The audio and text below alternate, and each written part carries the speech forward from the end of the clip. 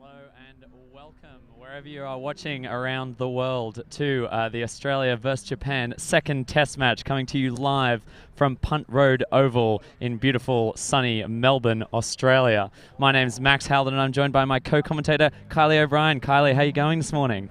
Fantastic, Max. Normally I'm one to complain about the Melbourne weather being from Sydney, but after what we had on Friday night versus today, I think it's fair to say it's very much a delight to be here. Yes, as you can hopefully see on the stream, it is a beautiful sunny evening, a beautiful sunny morning, I should say, in beautiful Melbourne.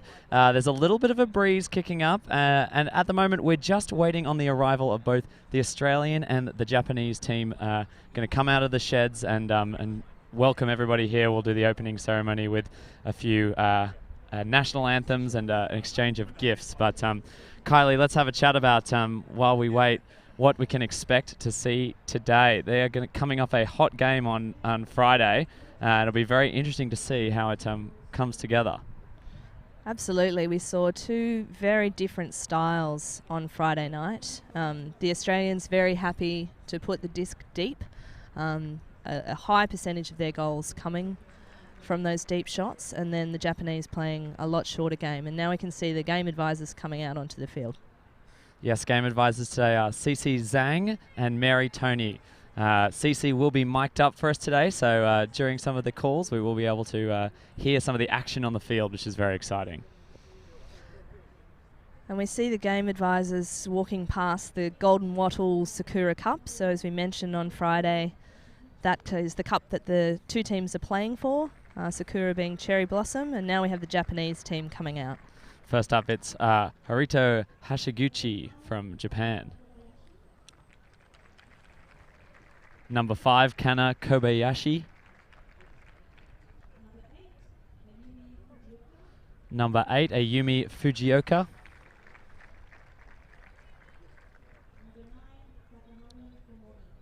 Number 9, Takahura Komori.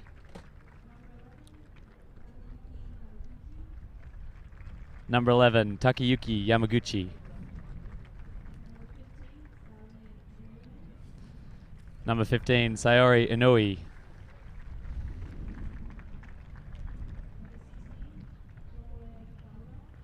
Number 16, Tomoe Tamura. Beautiful bow to the crowd there. Number 17, Raiza Shimada.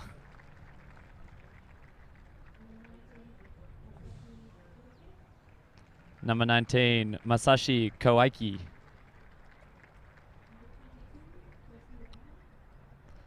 Number 22, Taku Ona, real star for them on Friday night. Number 25, Kenjiro Kawase.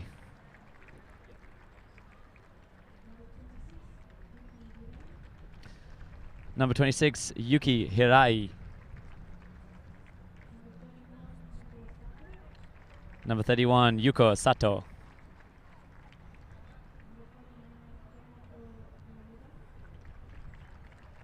Number 39, Tomoko Inamura. Yes. Number 77, a player who we didn't see on Friday night, who's playing with us today, Yuta Shimura. We have Andrew Tatsunori Kanieda. And last but not least, in number 91, Shiori Ogawa. Now we see the Australians coming out. Number 1, Lachlan Wise, leading the charge. Number 5, Vivian Stetner. Vivian didn't play in the first game, so this will be her first outing for the Crocs. Number 6, Callan Spielman. Again, not playing this test, still coming back from injury.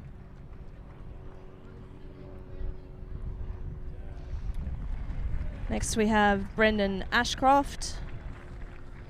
Caught a couple of amazing goals on Friday night. We have number 9, Alex Prentice. Local Melbourne player. Number 10, Sebastian Barr. Really ran the offense for the Australians. Traditional bow now from Sebastian. Number 11, Kimberly Spragg.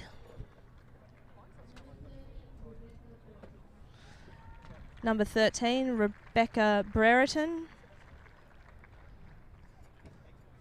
Originally from WA, but now living and playing in Melbourne. Number 14, Mark Evans. Number 17, Michelle Phillips. Gets a big cheer from her home crowd.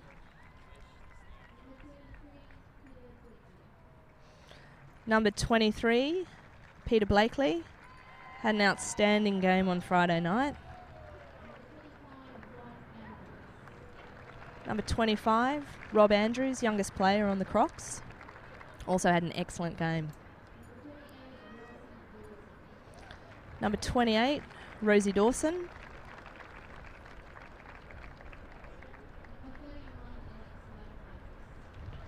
Number 31, Alex Ladamatos.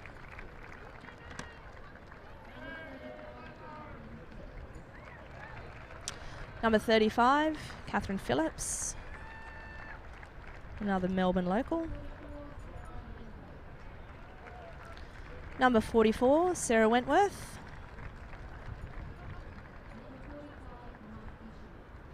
Number 45, Mark Isherwood. Big cheer for Mark. He's got a lot of family here today. Number 53, Michaela Dignam. Also from Melbourne. Well, originally from South Australia, but now living in Melbourne.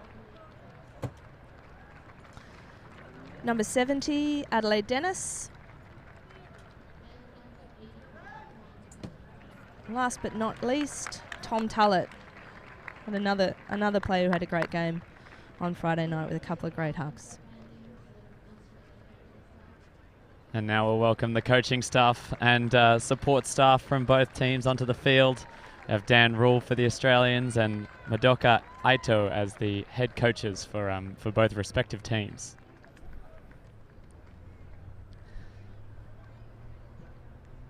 There'll now be the national anthems of both countries will now be played here at the ground.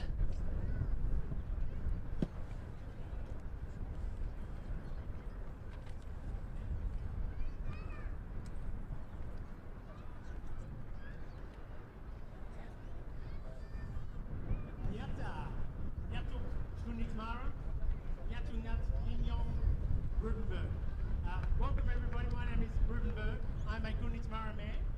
Gunditjmara people come from Warrnambool in southwestern Victoria.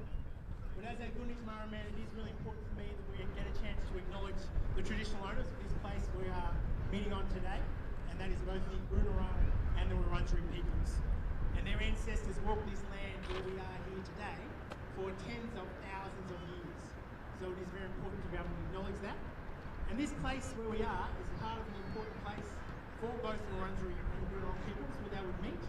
And you can actually see evidence of that with the scar trees that we have in the car park just around the back here, and the proximity we have to Boonwurrung, the River of Mist, otherwise known as the Yarra River. So I'd like to acknowledge the traditional owners, and I pay my respects to their elders, past and present. Thank you. Right.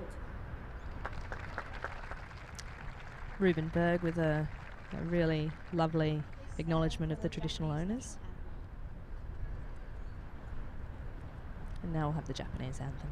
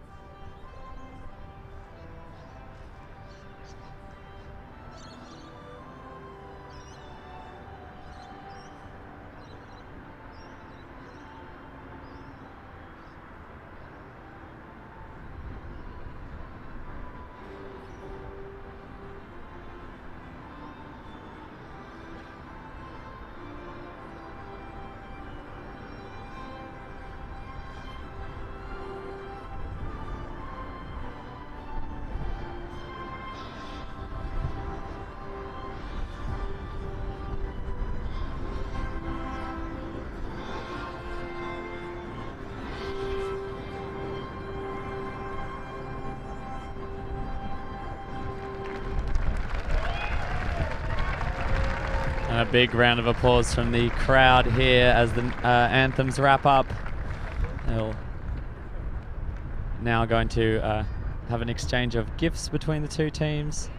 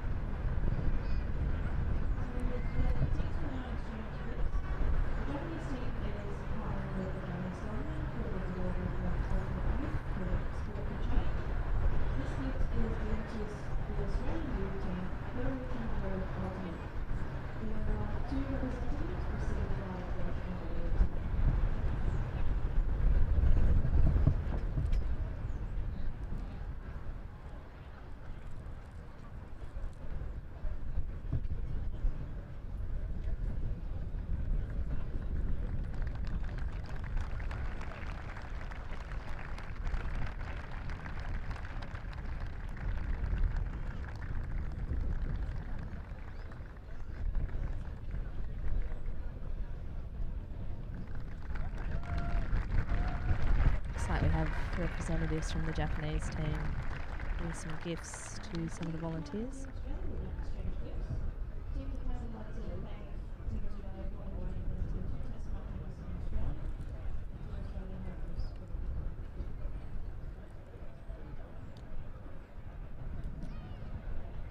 And a good amount of mutual respect here between the two teams as they exchange gifts. Japanese team obviously very thankful for the opportunity to come to Australia, but even more so the Australian team. It's been such a great opportunity to have the Japanese team fly over here for such a short period of time to play these two high quality games. And I'm sure it's going to show on the field the intensity that we see coming out today. Absolutely. The Japanese team attended the AFL football last night between Collingwood and Hawthorn and got to experience a bit of Australian culture at its best. Absolutely. We may, in fact, the Japanese team really took to the goal celebrations, or I suppose the goal signal done by the umpire, the classic two kind of guns in front of the body. So we may see a few of those spikes on the field today. Who knows, Kylie? Bring a bit of the AFL here as we are at Punt Road Oval, home of the Richmond Tigers. Absolutely. I think a good deal of entertainment was provided to the Japanese team at last night's game by number 45, Mark Isherwood, nicknamed Woodley, who's a very passionate Collingwood supporter. And despite his team being down by many points early in the game, they came back for a big win. And I think the excitement that Woodley brought to the game was something that the Japanese team will remember forever. Absolutely. And Woodley is, of course, Isherwood is, of course, an unforgettable man in many respects. So just a few more official photos being taken here. And Kat Phillips, of course, also as a player in the AFL Women's, helped them get some prime seats. So very exciting. So we just need to do the toss first to work out who's going to be on offense and defense. Just having the tosses occur now. So as Friday night, we have two tosses of the disc. On the toss, and Japan taking defense. Okay. And Australia is taking the ends on the left of the grandstand. Japan has won the toss for gender for the first point. Three women. They have chosen three women for the first point. So Japan, I think, correct me if I'm wrong, Correct, Max, yeah. but I believe they've won all four of those Yeah, tosses. massive. Yeah. So obviously Blakely and Wentworth need to 5 work on their minutes. tossing skills before World Games. Yeah, they do. But Captain Fujioka, they're electing to start on defense again. But this time electing to start on three women. So start with three women instead of four. So slightly difference there. But of course, we are playing under the new gender ratio rules today. So the first point will be played with 3 women and 4 boys on each team. Then they will switch to 4 women and 3 boys. Play that for 2 points and then alternate every 2 points after that. So 1, 2, 2, 2, 2, and so on and so forth. It'd be interesting to see once again.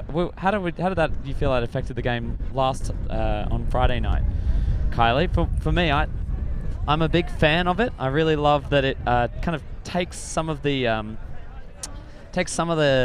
thinking out of it, I guess, for coaching staff, and just allows you to kind of get on with the game.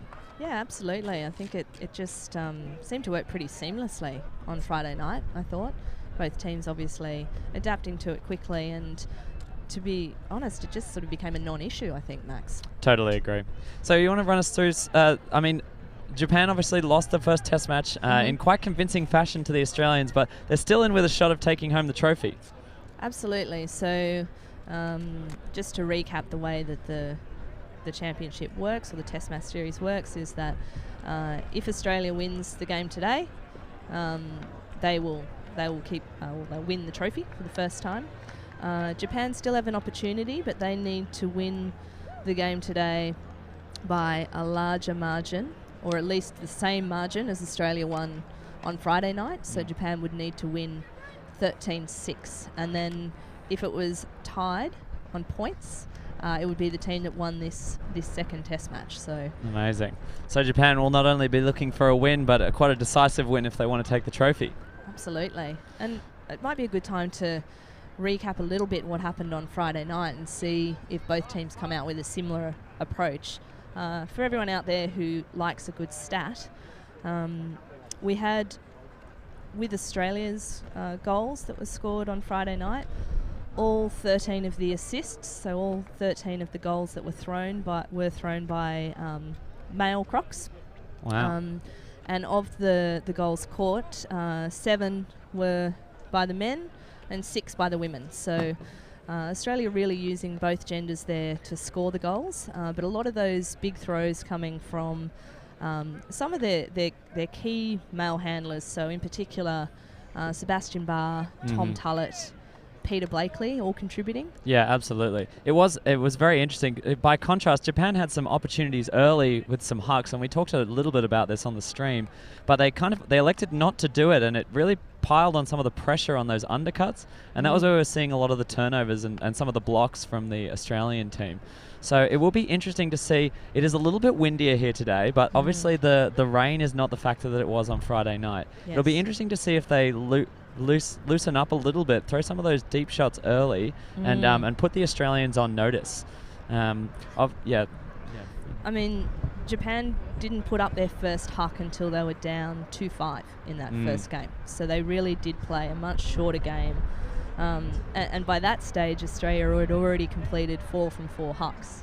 Yeah, absolutely. So, Australia didn't have their first turnover on that deep shot until the score was 12-6. So absolutely, they really looked to attack deep, and Japan really played that short, sharp game. But as we talked about on Friday, a lot of uncharacteristic turnovers for them. So it'll be really fascinating to see what happens today now that they've had a couple of extra days rest. Yeah, big difference today. Obviously, the Japanese team on Friday night coming off a long overnight flight, but both teams, of course, now traveling. The Japanese and the Australian teams both had an opportunity to just have a casual throw, a light training session in the park yesterday afternoon, relax in the evening, and they'll be well rested now. So we're hoping to see not only a more intense game, but hopefully a closer one as well. Yeah, and the crowd always loves to see spectacular defense as well. If we look at Friday night's game, Australia played a lot of different junk looks, trying out different styles, and they came up with 4 blocks throughout the game. In comparison, Japan just the 1 block, and they really did slow the Australians down a lot of the time. But when the Australians could not hit those deep shots, they seemed pretty comfortable moving it up the field with the short, sharp, fast movement. Yeah, absolutely. That was an issue. It'll be interesting today. The World Games, as we mentioned in the stream on Friday, games at World Games, they're over 3 days. You play 6 games in total, and the games are only to 13. So it's a very short, sharp, intense, elite experience. Today, my understanding is we're going up to 15 points. Is what I've heard.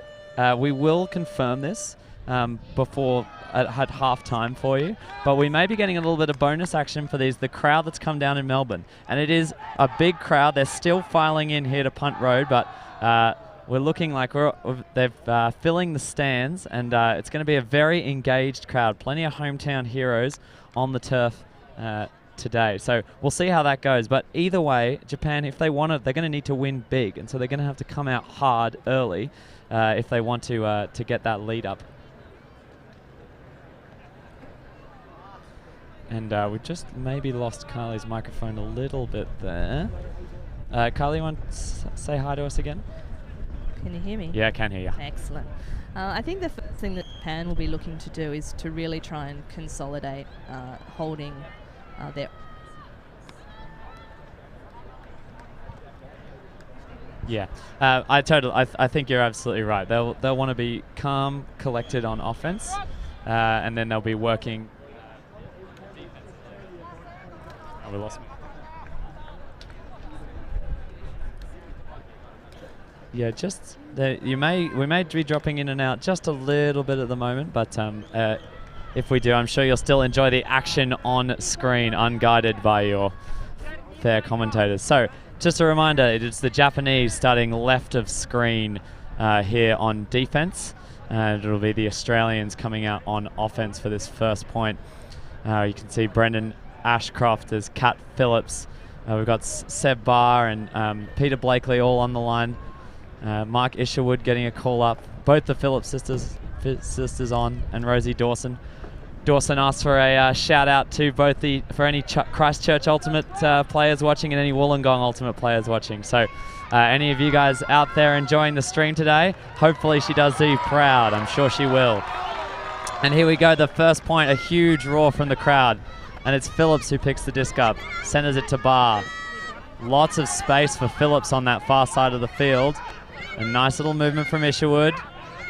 And it's back to Barr. He's the anchor of this offense as he looks for Blakely. But Rosie, as she makes a swirling cut through, it's just a foul on the mark, it appears.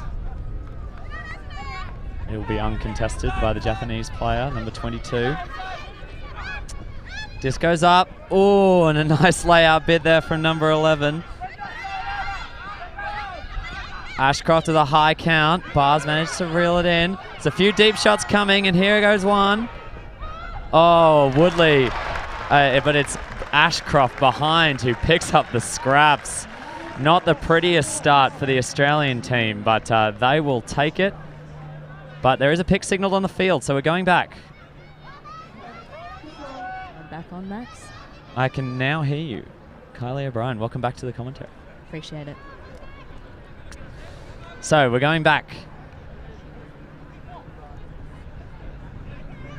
Nice little put to Ashcroft. Beautiful bid. Just unlucky from Yamaguchi.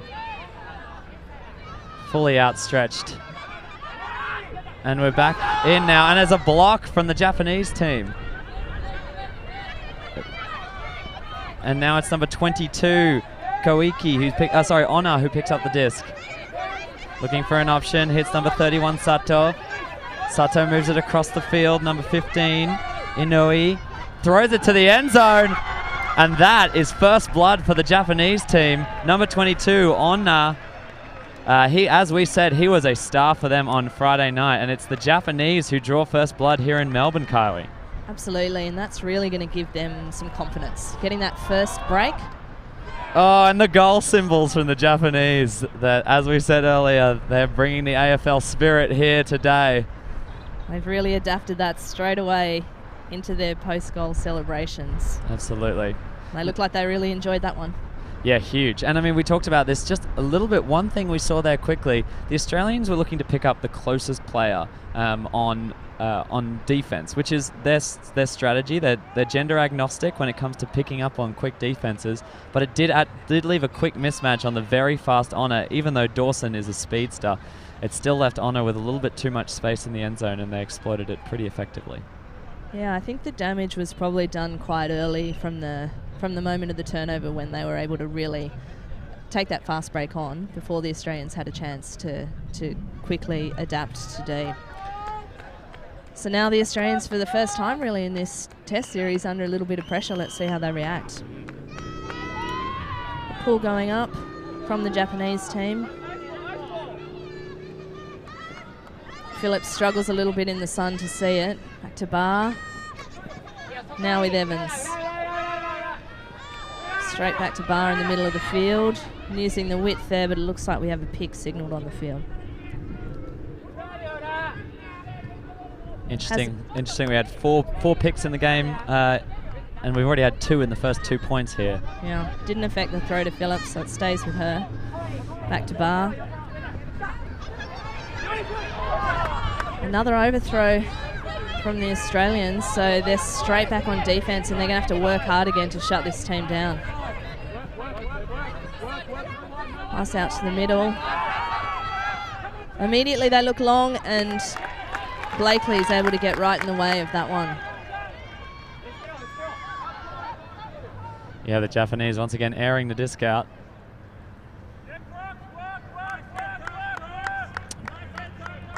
It looks like there's a foul being signalled by the Japanese players, and they're bringing the game advisor in, so we'll let her turn her mic on.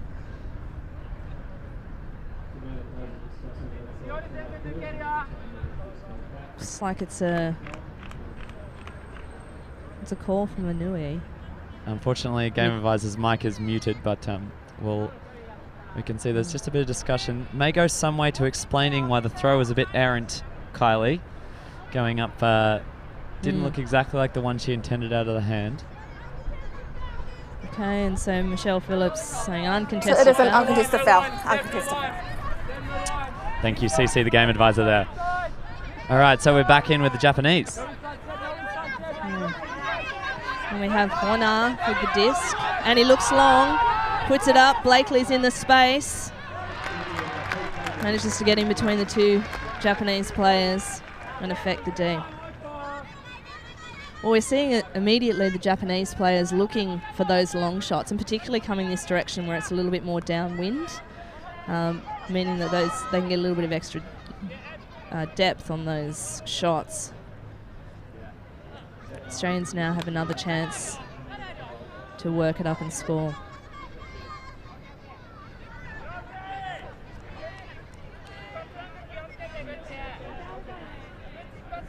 So we have Honna on the mark with Bar, and we see Japanese players sagging back into the lanes there. Blakely with the disc on the sideline.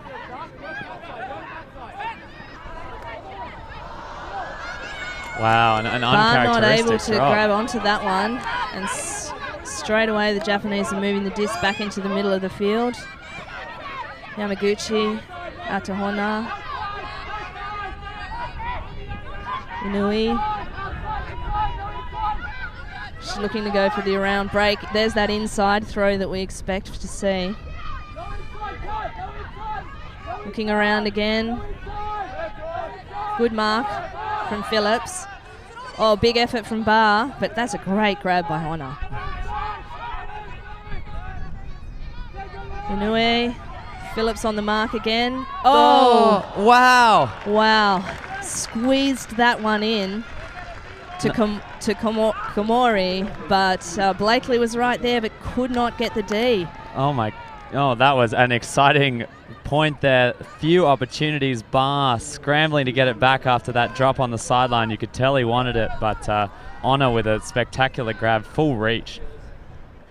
And look, the Australians put on a lot of pressure on defence then, but as opposed to Friday night, the Japanese players just seem to absorb it a little more, take a little bit more time with their options.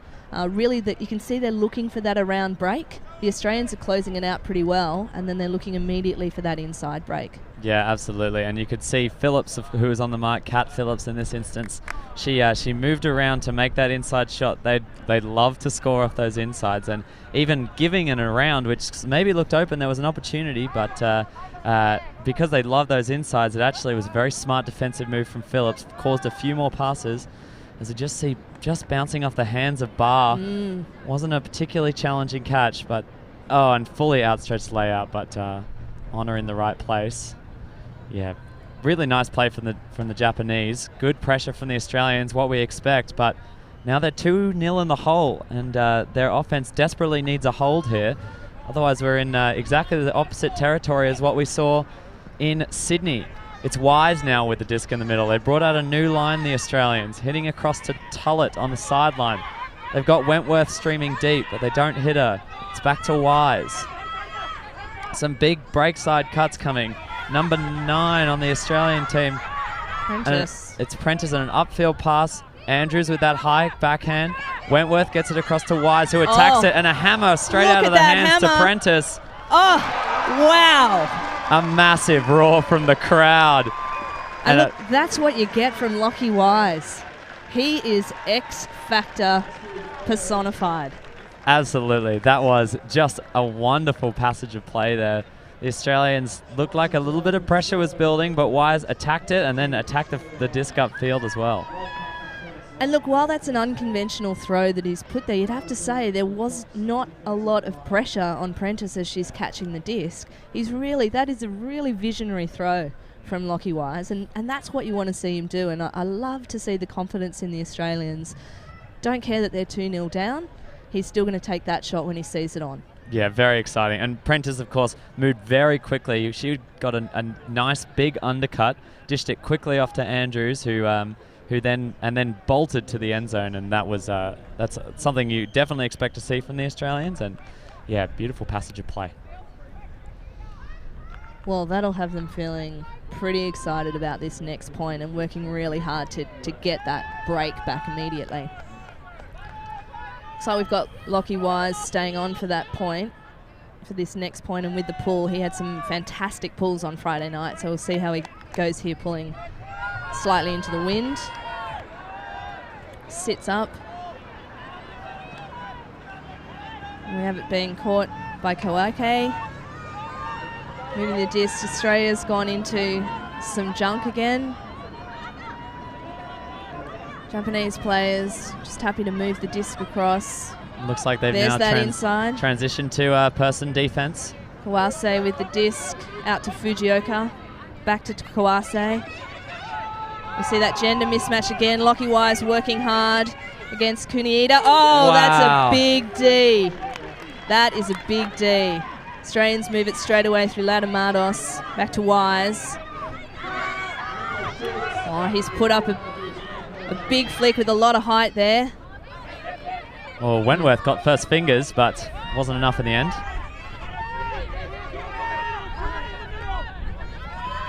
We have disc back with Kawake. Back to him again. They're looking for the short, sharp movements. Back to Fujioka. She has to hit the ground to get that one. She's not afraid to put it. Fakes the deep shot. Back to Kawake. Up again to Kuniita. And he puts the long shot there. Heading down to Kawase. Score for the Japanese team. Beautifully weighted pass there from Kuniita. Kuniita, the only non-Japanese born player on the team. He's an American by birth. But that was to come back, of course, from a beautiful D from Lockie Wise in that point. But Lockie Wise then with maybe a bit of an impetuous deep shot. Yeah, and I think the Australians will keep looking deep. But Tom Tullett had made a great little in-cut that I think if he'd had his time again, maybe Wise would have hit that play instead. But he didn't. And the Japanese have made the Australians pay for that mistake. Yeah, absolutely. But yeah, a nice little passage of play there. As we're going to watch this block again.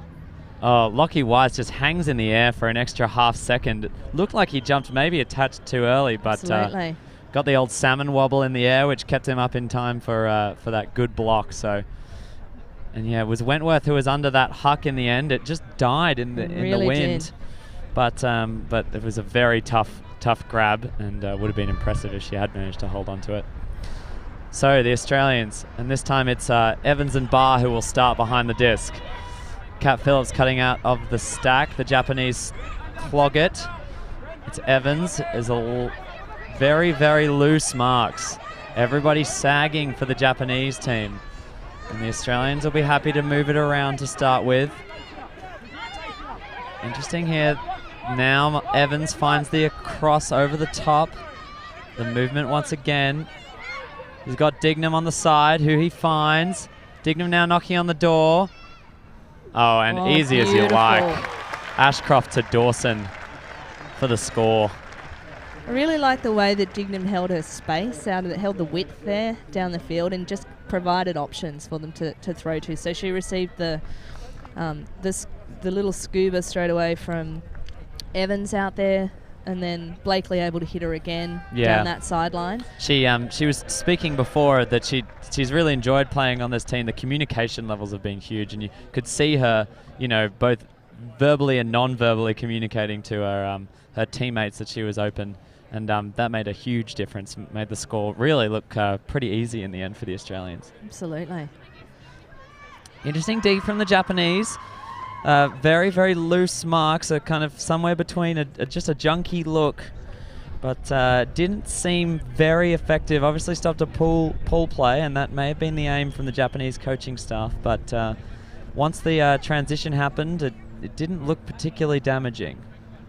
Yeah, and we saw on Friday night with the Japanese markers sagging off the Australians that often it left them an opportunity to hit those deep shots with no mark on. They haven't been exposed. The Japanese haven't been exposed today with that, but the Japanese also looking for a lot more options deep themselves, which is a real change in tactics from Friday night. So we're back in play.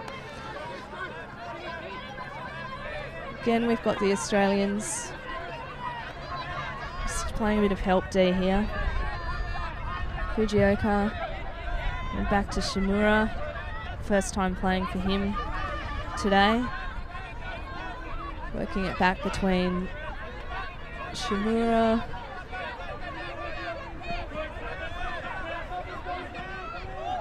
Kawaike with the disc to Shimura again.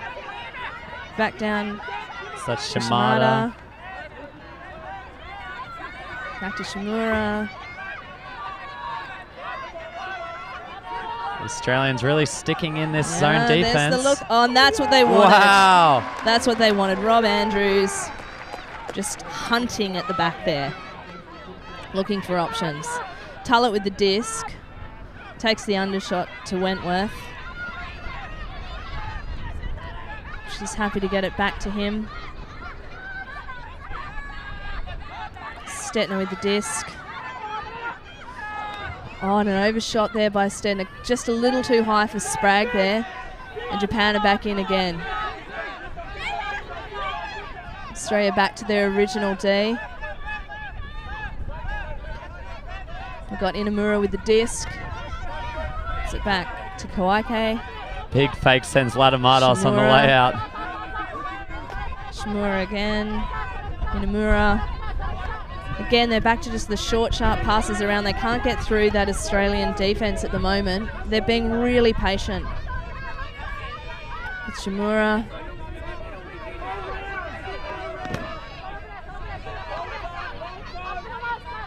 Inamura again. They're looking for that long shot. It's not quite on. Probably acutely aware of what happened last time they went there. Just slowly working it down the field. Let's see how patient the Japanese can be. Good building of the pressure from the Australians. Lots of passes, not really making any distance here. No one gets through. A little bit of ground. Big fake from Shimada for the deep shot. Australians hunting these inside really blocks. Oh, they're close. Fujioka now. Sending it back to Kawaike. He fakes the big hammer. Oh, and look, the Australians' ability to hold them up has paid off there with just one slight errant pass from the Japanese, meaning they lose the disc over the sideline. Yeah. Shimada just not able to pull that one in before it went out.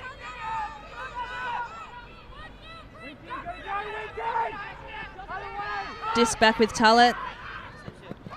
Hits the under on Wentworth, straight to Ladamados, and now there's a chance. He really had a good think about that one to Andrews. Decides he's going to hit it anyway. Oh, and Andrews picks it up on the bounce. Well done. Oh, I thought for a second there that Ladamados had missed his opportunity. Yeah, but I mean, you could tell just that extra half second was the just the assessment of the matchup there, and it's very, very tempting to throw to Rob Andrews going deep, and can't blame him. Well over 6 foot, the boy, and has pretty amazing hops as well. So I mean, you have to say Honor did a very good job there to keep him out and make him bobble it, Robobo. But unfortunately, it was Robobo who kept his head in the end and bobbled it for the score. Yeah, you could see Latamanos having a good think about that. Oof. Oh, well picked up there. Yeah.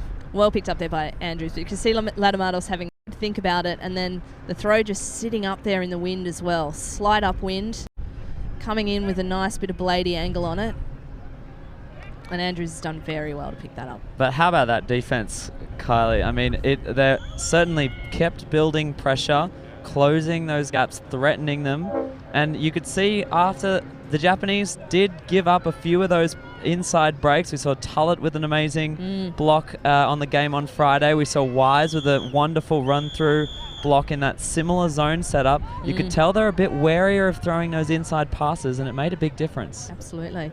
All right, so now it's the Japanese who will have another opportunity on offense. Here we are, 3-all. It's a very exciting game, only 20 minutes in. They got 16 through the middle, but looked off, and it's over to the captain, Fujioka. 16 now, Tamura with the disc in the middle of the field. They're moving it very quickly, the Japanese. Australians again playing out a different style of junk here. And they're just happy to play around with it at the moment. It's Kawaiki, Inamura. Oh, Dawson hunting a block there. A little bit of now transitioned, or maybe not.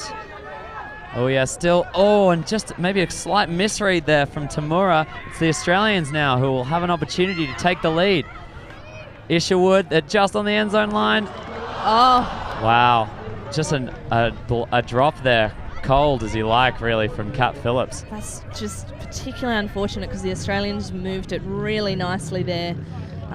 Really caught the Japanese by surprise with that turnover and were able to transition quickly into offense. So it's Honor who will have the disc. And again, a lot of pressure from the Australians up close. Yeah, they're really backing themselves downfield with a couple of taller players to close out any deep shots, and they're looking to put a lot of pressure up around that disc. And the Japanese very much looking to attack the disc a bit more with their throws than with their body movement. You might see another team move a little bit quicker through the middle. That's more like it from the Japanese. Oh! Beautiful pass through the middle there. Great vision. And it's number 25 who has it in the middle of the field, Kawasi. Ashcroft almost got a piece of that. Oh, and another little inside space. The Japanese player cleverly creates a space. Here we are now. The Japanese past their brick mark, only a few meters out now from the end zone. As they move it back. Once again, a period of just cool, calm patience. Honor and Shimura working it through. This is Shimura's first game. Did not play the test on Friday. Well, it feels like he's making a big difference already to their offense. Now they're knocking on the door, the Japanese. We'll see. They had a bit of red line fever on Friday night. Oh, and a touch there from Cat Phillips, but it's not enough. Oh. Wow, and another touch from Ashcroft. 2 touches from the Australian defenders, but the Japanese with enough spin and power on the throw to get it through. And the Japanese take the lead, stick in the lead, 4-3. Yeah, Australians had their opportunity there to get that break back, didn't they? A couple of chances. Very close a couple of times with the defense. Wow. They did let it sneak through the middle a couple of times. I think that probably the coaching staff might be a little bit unhappy with that.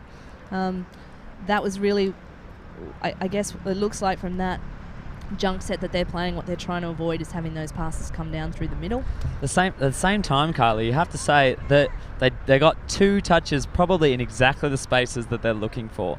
It's hard at this elite level. If you don't give a little bit of a gap, you're not going to see the throws come through those gaps. And although obviously those are the penetrating passes that got them in the end, the Australian team will be very happy to leave a bit of a gap and then lay out for the touch. As we see the touch, as we said, the touch from Cat Phillips. Yeah, and they'll be happy to leave those gaps if they think they can get a block. And at this stage, you have to say they're very close to getting that block. Absolutely. Japan back on defense. Really good pull. Floating down. Evans with the disc to bar. Japanese look like they're in match now. Back to Evans. Another Bar 5-2 again. horror from the Australians. Bar to Blakely. Something we saw a lot on Friday night. Great grab from Dennis. Dishes it back to Blakely to bar. Blakely sees an opportunity. Takes it. Great grab from Dennis, who puts it out there.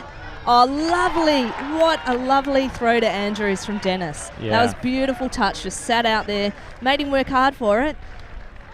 But hey, I think Rob Andrews, you can put it out in front. He was one of the fastest at the Australian under-24 camp, which he attended last weekend, and so no surprises there to see his quick pace was more than enough to grab that disc. Great point from Dennis there. Really strong cutting. Great great grab in the air, and then that lovely throw to Andrews. Yeah. Dennis is the sole Canberra representative on this team, so she plays for Factory. Big shout out to any of the Canberra crew watching this game on the stream. Yeah, I think they'll all be pretty proud of Adelaide for that point. Big group of them came down to watch the test on Friday, and the support was definitely noted. And yeah, I mean, the Australians, though, not changing much. That was, of course, one of the first girl-to-boy assists we've seen for a score for the Australian team, but of course came off the back of a pretty typical boy-to-girl huck, which we saw many times on Friday night. Absolutely. And I mean, the bromance of epic proportions, the Blakely and Barr combo, really kicking that off for the Australian team. Absolutely. All right, we have Japan back with the disc. We talked briefly about Shimura. He's been very involved in their offense there. Kuniita with the disc. Back in field to Kawake. Shimura out now to Inamura. Oh, little hammer. Back over to Kawaike. And they've switched to person defense Back now. to person. There are a few gender mismatches happening here. Australians are comfortable with that. Vivian, big mark from Vivian Stetner. Not quite in. Just outside the end zone there for Kawase. Look, there may be a brief call on the field. There's just a bit of hold up.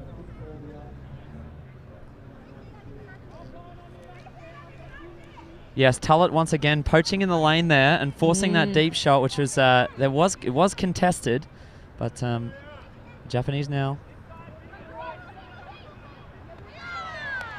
Oh, score there by Kawaike. Just came around the back. And again, being marked by Viv Stetner, who, of course, very fast player, but again, the gender mismatch, just they're struggling a little bit in that end zone space, and I mean, just an extra meter of speed is just getting them, unfortunately, in those last passes. But Tullett there made the choice to get in the lane, force a deep pass, which I think on balance they may be happy with that decision. Yeah, I think so. I don't think they're going to change their strategy too drastically based on this, to be honest. I think it's something that they've really been working on. They're still forcing they're still putting a lot of pressure on the Japanese players here on the defense. So, having a high stall count, scoring on that high stall count there, the Australian coaching team will be happy with that. But as you say, it'll be interesting to see if they make any adjustments there on the matchups as they get close to that end zone. Yeah, I totally agree. Looked like there wasn't a lot of engagement, I guess, with a switch opportunity, which I think is probably what the Australian team would be looking to do. Happy to take those matchups early, but looking for a switch, which didn't happen so much. So it'll be Evans now who collects the pull and sends it to Barr. Barr has Phillips coming under. The Japanese again playing a junky set. Very loose. No mark at the moment here on Evans. All Barr as they dish it forward and happy to take the extra meters. The Japanese now let them come to them, and the marks potentially starting on. They've told Evans to go through. They see Phillips again. Barr completely unmarked. So Not quite, it's a bit too early to be winding the clock down, but he'll wait for opportunities to come to him. The Japanese players really just picking up the cutters coming in, but not really worrying too much about getting close to the disc there. Yeah. They're giving Bar so much space. Yeah, interesting here. All the handlers getting a lot of space, and so 5 meters by 5 meters, they're just working it up. Evans completely unpressured in the middle. Evans calls the shot forward, but Barr holds his ground into the anchor position. It's just been Phillips, Barr, and Evans the whole way. Oh, and a massive run-through block. And the Japanese player, number 5. That's Kobayashi. Kobayashi now back with the disc. Looking for an option. Hits a dump, Koike. Oh, and it's a timeout call by the Japanese team. Well, I think they really sense an opportunity here to consolidate now. Now, Kylie, I have a very strong opinions about midpoint timeouts. As many people who maybe watched Australian Ultimate matches may know, it's a well-documented faux statistic that 80% of midpoint timeouts end in a turnover. Like, not saying that they won't score it eventually, but my opinion on this is it just gives the opportunity for the defense to regather, to settle, and it puts them in a more advantageous position. What do you think? Look, I'm not sure that your statistic is backed up by any evidence-based research, Max, but I have heard you talk about it before. Look, I think for the Japanese team, I don't think it's a bad call from them at the moment. It feels like they've got the Australians a little bit rattled here. I was just about to say before the turn that we saw from the Australians there. Yeah, great block by Kobayashi. Yeah, just it really felt like they were sort of baiting the Australians to not be patient.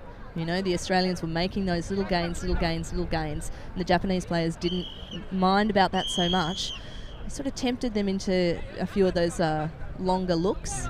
And you saw as they tried to go cross-field there, they just snapped up the defense. So let's see how your theory holds up, Max. Yes, absolutely. It'll be Japanese honour. Players are in a pretty good position here. I think you're right. This will be the test. Of course, at the elite level, does the 80% start hold up? It'll be honour with the disc number 22 for the Japanese team. It's Kobayashi, the block getter, is now on the sideline. Oh, and hits a beautiful inside to number 15. That's Inoue, who hits the end zone. Can Evan get there? Number 11, Yamaguchi, with the goal. And boom, 80% blown out of the water. 20% of the time you score it, and the Japanese prove that they are an elite team. And that goal celebration again. Well, Max, I'm sorry that hasn't helped your statistics on the midpoint timeout. As I say, you prove you're an elite team by scoring those 1 in 4, 1 in 5s. You put yourself at a disadvantage and you still push through it. It's good to see from the Japanese. It's been quite interesting watching the Japanese team today as well. Obviously, they've had some more rest, so we expected them to come out looking fresher than they did on Friday night. And I think they've certainly done that. We've talked a little bit about Shimura. Yeah, he's clicked in nicely, hasn't he? He really has. It felt like he's sort of brought a little bit more tempo control to their offense as well. And interestingly, one of the things from Friday night we saw was the Japanese team probably underutilising their men a little bit. Their deep looks were coming from their female players. And it seems like that's really turned around in today's game. It seems like they're using the men more. Still using the women a lot, which is fantastic, but really seems like it's a bit more balanced than it was on Friday night, and it's obviously working for them. Yeah, I completely agree with that. So 6-4 to the Japanese team here. Phillips takes the pull, straight back centres to Barr. He moves it to Phillips straight away. To Blakely. He's looking for that deep shot. Back again to Barr, and the big long shot, that's not going to be enough. Bit short for Phillips there. Would have had to be absolutely spectacular full forward lunge to get to that one. Straight away the Japanese are off with a little inside throw to Tamura. Puts it out wide. Wow. Oh, wow. Blakely just shows his speed there. I mean, his acceleration is incredible, and that's a really great example of how valuable it can be for this team. Back to Phillips immediately. Hits it straight. Oh, no, we've had a pick called for the throw. Safe to say that Phillips, the second Phillips, as we watch the block again. Wow. As clean as you like, just straight through the hands. Pure speed there from Blakely. Phillips with the disc. Oh, she goes. Wow. She goes for the hammer to Blakely. He's caught it just outside the end zone.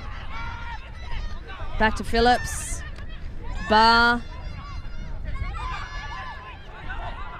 He's patient. Back to Phillips. Looks like she's got eyes for Blakely. Oh, takes a shot. Nice. Oh, expands the vision to see Ashcroft in the end zone there. Yeah, great job by the Japanese of keeping the Australians out there for a few extra passes.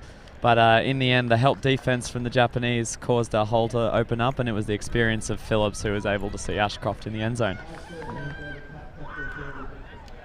Yeah. Little hand signal there by Ashcroft. Here if you need me. Yep. Nice finish. Beautiful finish. Wow. So the Australians, they coughed the disc up with this with the huck from Barr, but Blakely getting the disc back for his team with just an amazing run through D, completely elite speed. I'll be really interested to see at halftime what the stats are looking like compared to Friday night, because I know that the Australians had a really high percentage of completed deep shots on Friday night. Yep. And I think we might find there's a little bit of a different story in today's game. Absolutely. The texture in the air, a little bit of extra breeze here at Punt Road Oval in beautiful Melbourne, home of the Richmond Tigers. And very bit of a different game that we're seeing as a result. The Japanese being able to handle the pressure a little bit better this time. Yeah, so we see reception coming in from Kawake. Straight out there to Inamura. Working it around again as we've seen.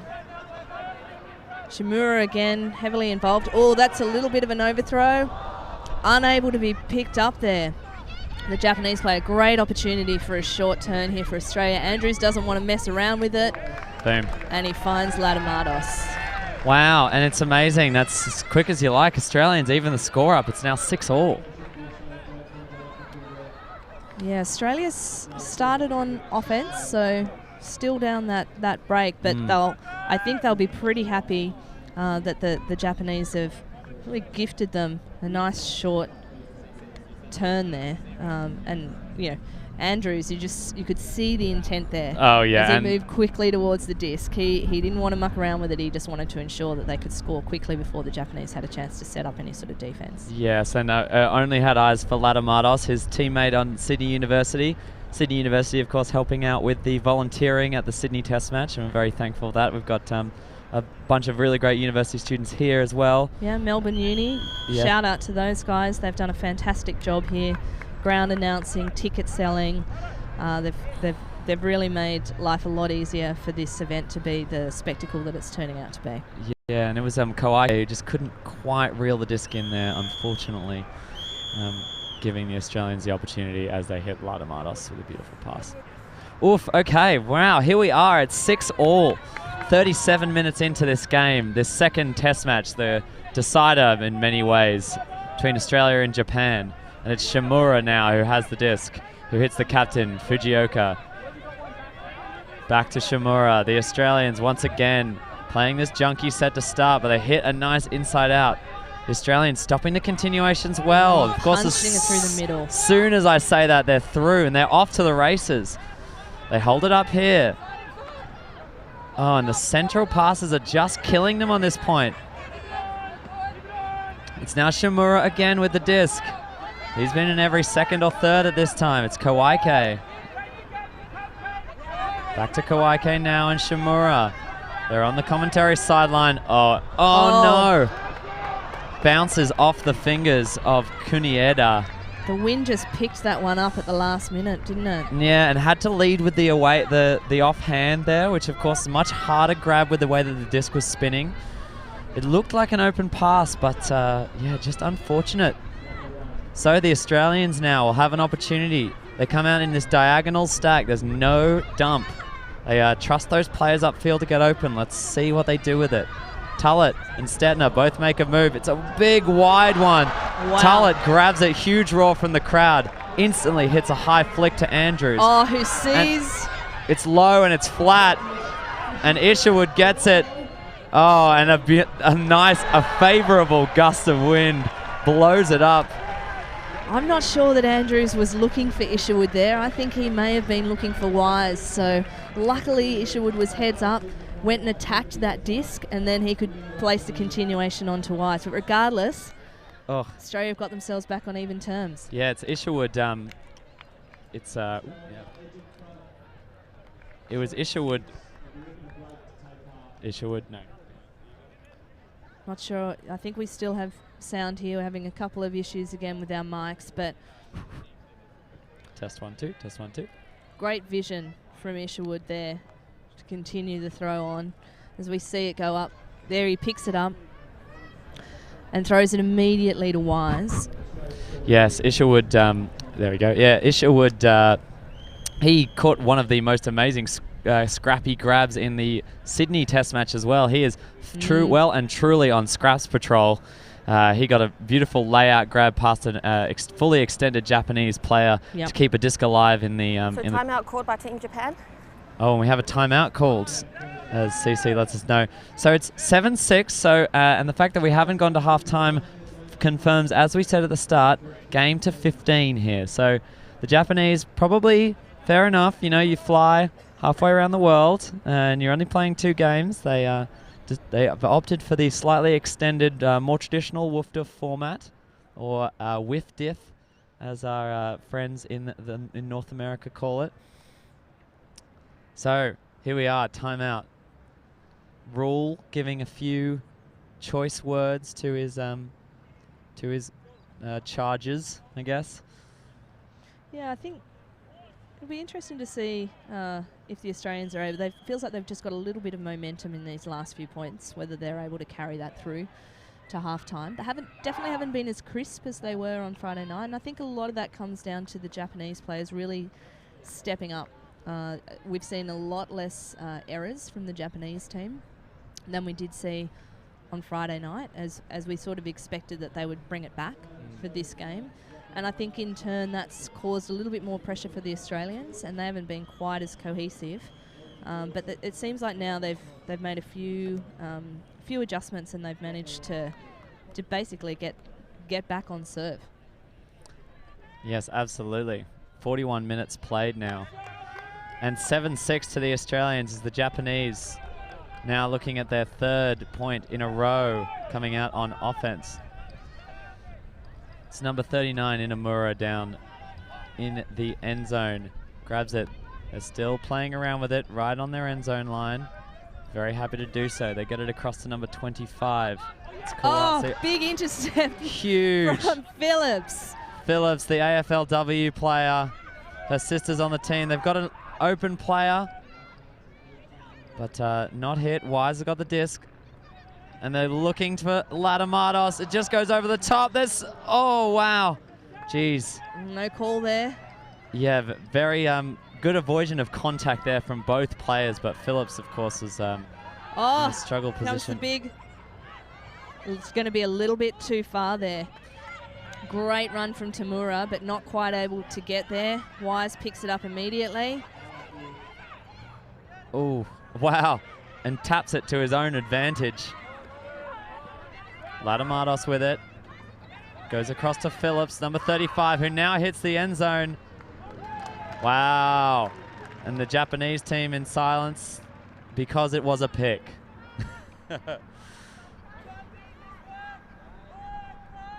Yeah, it was a really nice throw to a very open Dawson, but partially that was because probably of the pick upfield.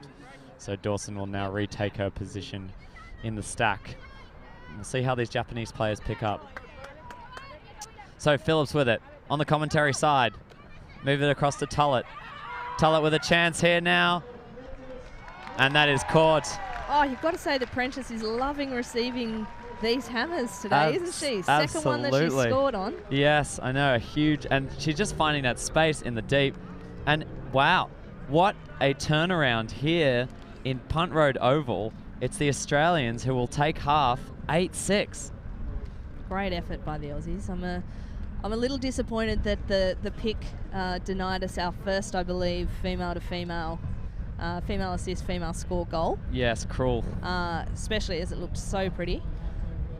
But look, the big hammer to Prentice in the end zone, also pretty spectacular from Tullett. So I think we can, take that as a pretty good substitute.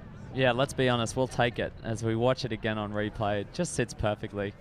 And Prentice able to take it from a stationary position, which always makes it easier.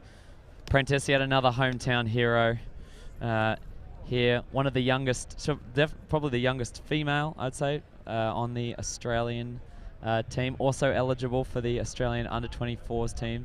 Correct. So she'll, this will be great experience for her leading into another Worlds campaign, which will be coming up soon. So, and here we are at halftime now, Kylie. As we get a few pan shots of the crowd, they've really filed in here. It's a great oval. We've got really wonderful conditions. We're very thankful to our hosts here at Punt Road, and we'll get some of the highlights as we chat about what an amazing first half it was, Kylie. It really. Oh, look at that huge. We're just seeing a replay of that huge bid from Andrews. That is incredibly impressive. Yeah. And that full stretch. It feels like that is the stuff that you pick Andrews on a team for. He was really, as you say, stalking the backfield, waiting for that pass, and then it came, closed it shut like a bear trap. Absolutely. Beautiful finish. But that last point before halftime, that intercept D from Phillips was just, that really made the point.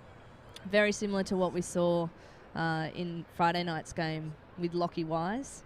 Right on the end zone line. Very similar style intercept. And she just anticipated so well. Seeing some more highlights here. Yeah, one thing that we saw the Japanese team play that very, very loose zone that actually generated them a block in that half. It looked early on, that very first opportunity they had to play it. The Australian team, they withstood the pressure, or at least withstood the temptation. But in the end, it was just got too much for them in that second point, and a wonderful block there from the Japanese team, Kobayashi coming through with it.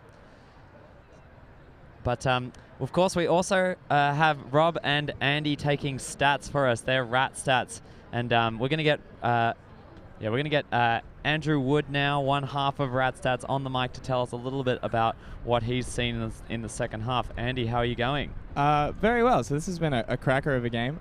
Japan, it looks like, have had a bit of better preparation this time around, I think. The same travel from Sydney looks like it's evened themselves out, and they had a really good start to the game. So compared to last game, they've actually managed to get 3 breaks on the Crocs offense so far, so that was really good. The same story as last game is sort of coming through, though, as well. The Crocs defense has really dialed in, and they've gotten breaks on 4 of Japan's offensive points, and that's really the story so far. The Crocs still look like the better team, but this is a very close game. Yeah, absolutely, and it's been a real game of momentum that we've seen coming through.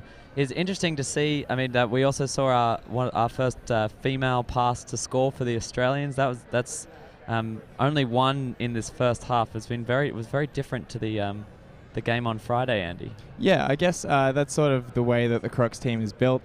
The best throwers on the Australian national team, I guess, sort of Seb and Mark Evans, you would say. And they've both had outstanding games. They both played really well in the first test as well. Seb Barr in particular had 20 passes, 4 assists and no turnovers, I believe. So really just showing his value to the offense. And I think that really just comes down to, if Seb's already thrown the goal, then no one else is throwing it. So be interesting to see how that plays out. And second half, the key statistics are you going to be looking at, key factors? I've got to do some updates to the spreadsheet. We had a couple of data entry issues, but I'd really just be looking at the number of passes thrown. The Crocs zone is really doing a good job of slowing the Japanese down, and they haven't really been able to get any deep shots off. They've thrown a couple. Loco Wise got a nice D on one, I believe. There was another overshoot, but the difference really has been that the Crocs have been able to connect on some of those deep shots and have gotten away with maybe a couple of 50-50 balls, but they've come down with them, and they'll be looking to capitalize on that. Absolutely. All right, Andy, thank you for joining us, and hopefully we'll have a quick chat for some analysis after the game as well. Yep, thanks for having me. Thank you very much. All right, so yes, it's been quite an amazing first half here, and we've got a whole second half to go. As we said, we're playing to 15 today, so World Games traditionally only to 13, but this one is a little bit longer, which is very exciting. Now, it would be great to have an opportunity to chat now to the president of we'll be getting an opportunity after we play these highlights in 2 or 3 minutes maybe to chat to the president of the AFDA, Jonathan Potts, also been former WFDF president and has been instrumental in getting these test matches together. As we run through the highlights, we'll get a chat to him directly after that. But Kylie, now might be a good chance. We should talk about the rivalry between these two teams because, I mean, it's been one of the great matchups in World Ultimate is Australia versus Japan. Such contrasting styles. And we talked a little bit about it on Friday, but this is just another chapter in just an epic battles at World Games and at World Championships. Yeah, and I mean the Japanese team, as we mentioned on Friday, yet to beat Australia at World Games, but it's been very, very close every time they've played. Yeah, one universe point game, of course, two World Games ago, and it's never been more than 4 points difference between the two teams, which is what you would expect at an elite tournament like World Games. Yeah, absolutely. And we talked as well about the fact that all of the, in the main divisions at WGC in London, we had Japan and Australia playing each other in knockout games in all in the men's or the open, the women, and the mixed divisions. Yeah, absolutely huge. And I mean, as we watch the replays from these teams, both teams are making it very, very hard. I mean, both, for example, the Japanese score came off 2 Australian hands within that point. Even on these deep shots, we've seen lots of pressure from the Japanese player. Really nice attempt at a D on honor, which Andrews managed to just bobble and catch to score. So no, there's nothing been easy here as we watch this once again, this beautiful Dennis throw to Andrews, who put the burners on to score it. Grab from Dennis, the sole Canberra player. She really held her own in that deep space there, which was very, very exciting. Yeah, and we can see here this is Japanese team. It's a little bit of a discussion on that point there, but the Japanese team has just looked a lot more relaxed today, to be honest. So nothing really changed for them in terms of their routine. We could see before the game that they were out here well in advance of an hour and a half before the game starting their warm-up. Oh, there's that cross-field throw from Phillips that got picked off there by the Japanese player. Yeah, Kobayashi with a great block. Oh, it's exciting to see, and because it's exactly what we saw from the Australian team, getting those little blocks on the inside outs on the Friday Test match, and now they're getting a bit of taste of their own medicine from the Japanese. It's exciting to see. Definitely. Phillips won't have been happy with that one. No, Phillips is she's had some of the more spectacular moments, had an unfortunate drop in the end zone though, so her success has been the team's success a little bit during this game. It'll be interesting to see if that continues. She's playing on an AFL ground. She's very, very she's at home on the Ultimate field and on the AFL pitch, so maybe that's coming into play here today. I mean, definitely running in her favour is that she loves the second half, both in the AFL and on the Frisbee field. So I think we'll see her just go from strength to strength. Alrighty, so now we are gonna get an interview. We're gonna get an interview now with Jonathan Potts, former WFDF president, now current AFDA president, and Kylie O'Brien. With these 20-minute halves, of course, and as you watch the highlights, that some of the Japanese players now just coming out of the sheds, they're looking very relaxed. A lot of the coaching staff now coming out. They're still adding more and more adjustments. This Japanese team, they come from 7 different clubs, so they're all trying to connect, and there's a few more naturally built-in connections I think we've found on the Australian team, but the Japanese just look stronger and stronger as they go. It was the Australians who were able to lift in that second half. So as we now go to the centre of the field, we've got Kylie O'Brien and Jonathan Potts. All right, so I'm here with Jonathan Potts, the president of the AFDA. In front of us we have the beautiful Golden Wattle Sakura Cup here. And Jonathan, it'd be great just to understand a little bit about how this concept came about. Thanks, Kylie. Yeah, look, so I guess it's something that I felt has been missing a little bit from World Ultimate. Like every year or so, all the nations come together, play in a tournament, in a World Championship, but we don't have that format that other sports have where like there's a bilateral game between two nations, and which is really at the core of a lot of sports like cricket and rugby. And an opportunity for national teams and national associations to create spectator-focused events outside of World Championships. So it was something that I was really keen to try out in Australia. And luckily enough, the Japanese team were keen to be a part of it as well. So we've flown them over for this test match, the very first test matches in the world. And based on how it's gone so far, are you expecting that this is a concept that we want to continue with? Definitely. Yeah. Look, as with anything new, there's been teething problems, I suppose, or there's a lot to learn, I guess, around how to run the format and how to run these sort of events. But we've learned a lot, and I think that it's a unqualified success for these matches, definitely. Is the trophy going to need its own seat on the plane? Well, I'm hopeful that the trophy's staying in Australia, though I'm sure the Japanese will be quite happy to take it away. Australia obviously has won up on the scoreboard, having won on Friday, and they're looking pretty strong, although Japan has definitely put a scare in so far in today's game. And it's going to stay in Australia. All right, and anything else that you want to talk about in terms of things that Ultimate Australia are doing, new things that we're trying? Oh, look, I think this has been a big focus for us in the last few months, along with running our national events. It's taken a lot of the energy of the organisation. The next really big thing for me and for Ultimate Australia is looking at getting into schools a lot harder. So being a lot more professional in our approach to schools, build a lot more capabilities, really help the grassroots organisations and their relationship with schools. So the next thing we really want to do is just see the sport booming in schools, because I think anyone who plays the sport knows that it's an amazing sport for kids to play, and to personal development and learning about leadership skills through conflict resolution and things like that. We think the potential is almost limitless for Frisbee in schools. I think these test matches will provide an excellent opportunity for us to showcase some of the game's finest talent and playing at the highest levels. So thank you very much for your time. Thanks, Kylie. We'll cut back to Mr. Howden and look forward to seeing the second half.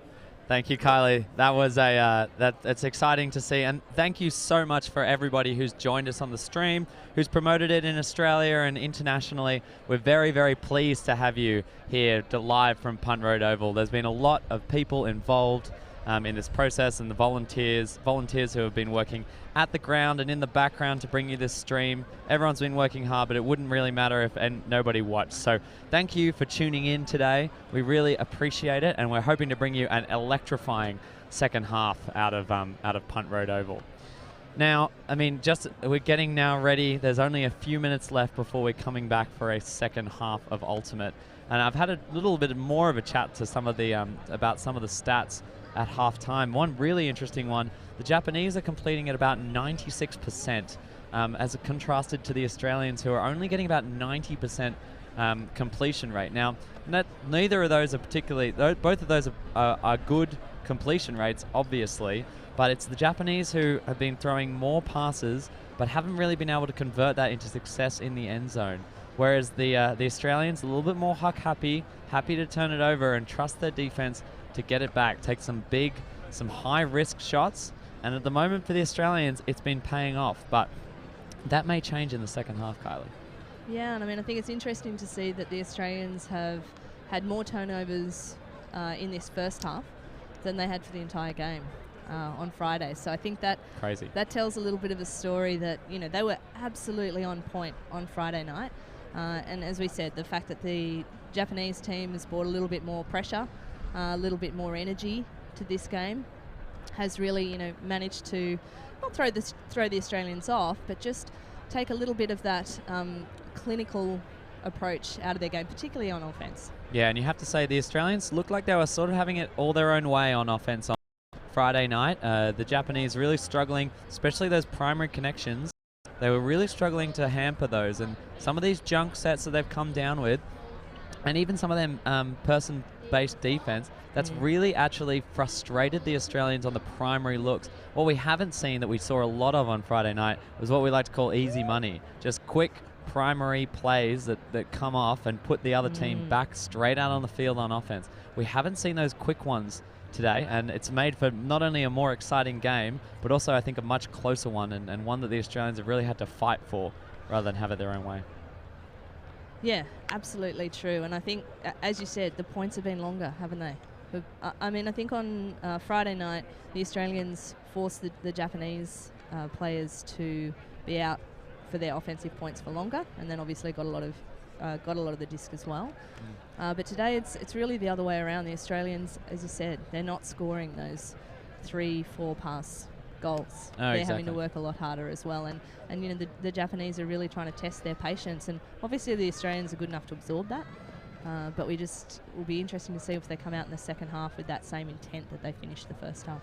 Yes, absolutely. And yeah, you know, tactical adjustment-wise, Australia's still been throwing many different looks. You know, it's certainly a massive factor in a game to 13, still a factor in a game to 15, just trying to unsettle the Japanese. You know, every team looks good when they just have that rhythm, but the Japanese, you have to say, those throws through the middle, once they were looking confident with those, especially in movement, when they had their players in movement, when they were catching the disc and then punching through the holes, that was just devastating. We saw one score by the Japanese that looked almost unimpeded through the middle, and just the red line's still an issue for the Japanese. Just those last passes into the end zone haven't always been the crisp ones that they've been looking for.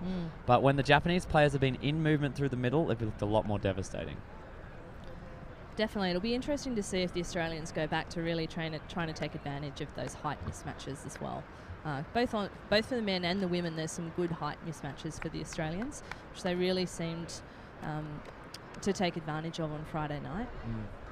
And, you know, we talked before about, obviously this is a test match, and there's all the prestige that comes with playing for your country. But, you know, as Dan Rule has spoken about previously, this is still a testing phase for his team, and he really wants to keep being able to try out all those different looks that you've referred to, so that you can really start to refine the tactics for World Games. Yeah, it's worth mentioning here the Japanese team had some late adjustments that they had to make to their roster. Some of the players were not allowed to travel in what has become a little bit of a, you know, it's certainly a controversial point. We have no extra information that that you out there in Streamland have, so we don't want to speculate too much about it, but certainly a last-minute roster change in the last week or two means that the Japanese team is scrambling to develop new connections in that space. And I think one thing that you mentioned earlier in the first half, Kylie, it looks a lot more balanced gender-wise for the Japanese team. The women on Friday, killing it, absolutely getting out there, really nailing it. The boys, not so much, looked a little bit tentative occasionally, and the connections weren't as strong across the gender lines, whereas the Australians looked a little bit more comfortable, even though we talked about that one-sided you know, gender throwing into the goals for the Australian team. They looked a lot more balanced in the midfield. So yeah, it's interesting to see the Japanese now coming out, and they look much stronger across the board. Yeah, well, I think we talked about on Friday, all of the deep shots that the Japanese put up came from their women, whereas they put up 5 deep shots this half, and 4 of those have come from the men. So very different story as we look at it. Both teams having less success with those deep shots than they did on Friday. The Australians, I think, were 6 for 6 on Friday, if I remember correctly, and they're looking at more like 4 for 6 at the moment. Absolutely. And the Japanese looking at being 2 for 5. But it's just got a different feel to it this game. The wind is definitely a factor. It's certainly not inhibiting either teams, but it's just making those throws probably not sit up quite as smoothly as they did on Friday night, even though we had the rain to contend with. Absolutely. Yes, the Australians coming out with a huge cheer out of halftime. Ragaki, no doubt, leading that. Anna is their mental strength coach. She's really providing another layer of an elite experience for these players. you know, in it's World Games is a high pressure situation. These test matches are a high pressure situation. Here in front of your family, your friends, in front of thousands of people watching on the stream. But Ragaki gives them this bubble so that they can draw on this elite experience that they can have. And yeah, it's exciting to see the Australians take that on. Absolutely. So it looks like we're just about ready to start the second half. Familiar side of Lachlan Wise with a disc in hand, ready to pull. Cool. So it will be the Japanese team starting on offense, and we're starting out on 4 women in this half. So Japanese running from the right of your screen towards the left as Wise with another pull. And it looks like it's landing in. The Japanese field it on their own end zone line across to 77. That's Shimura. Oh and no. Fujioka is down. Looks like a little bit of contact with Sprague. She's just settling herself. Sprague, of course, has that 5'11" frame, played on the All-Stars tour. And but it looks like everybody's okay, so the disc at the moment's still with Shimura on the commentary side, a few meters away from the center of the field. So once again, Australians coming down in a bit of a looser set. Pressure now on the players. Wise with his back to it. Oh, and a nice shot through the middle there. And it's Fujioka on the sideline. Fujioka hits it through the middle to number 15, Inui. Oh, and once again through the middle to Tamura. Crosses the field. He's got Fujioka on the sideline, who he hits. Another pass through the middle open. Inui without anyone. And now the Australians moving it confidently, the Japanese. Not too much trouble here. Shimura again with the disc. They're getting closer. They're just on their reverse brick mark at the moment. It's Fujioka, the captain, with the disc on the sideline. Shimura once again sidles it over to the other sideline. Looking for the hammer, but it's not going to come. A lot of extra pressure now. Oh, big pressure from the Australians. Oh, and Kimi just can't quite get the block there. Sprague goes across to Fujioka. Fujioka hits a big upfielder. Number 9, first time he's been involved, Komori. A lot of discipline here, the Japanese, and that is the goal for the Japanese team. It's Komori. Komori, yes, Komori in the end zone. Wow, and the Japanese there take first blood in the second half, 8-7. Look, I think that was a bit of a mixed bag for the Australian defence there. They definitely got hurt early with a couple of those short, sharp, puncturing throws through the middle that we're getting really accustomed to seeing. But I think they'll be pretty happy that they were really able to slow up the Japanese team a lot and really take them out of that flow. There's that point there where we had Sprague, who was on the dump. The count got up pretty high, and there wasn't too many options there. That's the kind of pressure that the Australians will be looking to build. You're not going to get every defensive block, but just building that pressure should really help them out towards the back end of this game. I certainly agree, and one of the things that we've seen that's been quite strong, I think, from the Australian team, is only a few times have we really seen Japan get off to the races, and once they've gotten through, really get 5 or 6 strong continuation passes. The Australians look good, not when they don't mind letting 1 through. It's when you let 2, 3, 4 through that you really start getting into trouble. So, as you say, they won't be too upset. So now we have Australia receiving the pull. Michelle Phillips sets herself under the disc, straight to bar. Just looking early for Blakely. Just see that connection so often. Blakely is not afraid to put it up. A lot of people coming towards the disc. And that is a huge grab from Dawson. Oh, I should be happy with that. I thought for a minute it was going to sit up for a bit too long. There was players hustling in there. Dawson confident under that grab. Yeah, can almost hear the cheers from Wollongong and Christchurch from here at Punt Road Oval. But a nice, once again, that bromance between Barr and Blakely kicks off a beautiful passage of play. And the hug to Dawson ended up being on a dime. And we see it go again, and she is off. Great pace, fastest female on the Australian team. And just excellent body position there at the end. Really strong. Managed to get in front of her defender, Inoue. And attacked it nicely. Number 11, Yamaguchi, frustrated that he didn't get more involved, but Dawson coming in fast. Dawson did a very good job, and there was very little that the Japanese could do in the end. Wow, and I mean, you know, we talked a little bit about easy money at halftime, Kylie, but they made that one look fairly easy. That's a primary pool play that they will be looking for as bread and butter, and yeah, that was a lot more reminiscent of what we saw on Friday night, wasn't it? Very much so. So it's the Japanese now. Australians are in the lead, 9-7. We're playing a game to 15. And game clock now at 48 minutes as the Japanese filled the pool in their own end zone. Huge chase down from Andrews, who will now go on the mark. We're going to see that beautiful matchup on the mark. It goes across to 5. It's Kobayashi on the sideline, who got that great block in the first half. Hits it to the captain, Fujioka. Oh, and the massive arms of Andrews. But Fujioka eats up the pressure again. It's number 77, Shimura, who looks off Fujioka up the line to hit the dump. Andrews on the mark. Oh, and a massive inside out to Fujioka. Fujioka fakes the inside again. Fakes a hammer. Oh, and she's happy to go around Andrews. Once again, we'll see if they hit that inside. And there's just a bit of there's a call, and it's a foul signaled by the player with disc. Just feel like something's about to happen with Andrews on that mark, don't you? Yeah, he's been very close a few times. He's getting an improving read. It's getting across to Fujioka.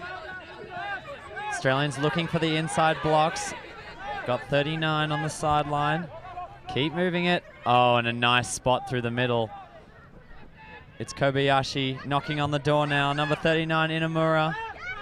And Andrews sets up on the mark. They've got Shimura. Oh, and a bit of pressure there from Prentice. Nice around. Making the Japanese work for it. So we'll go across to Kobayashi. Hits Koike. Oh, and a nice grab from Koike.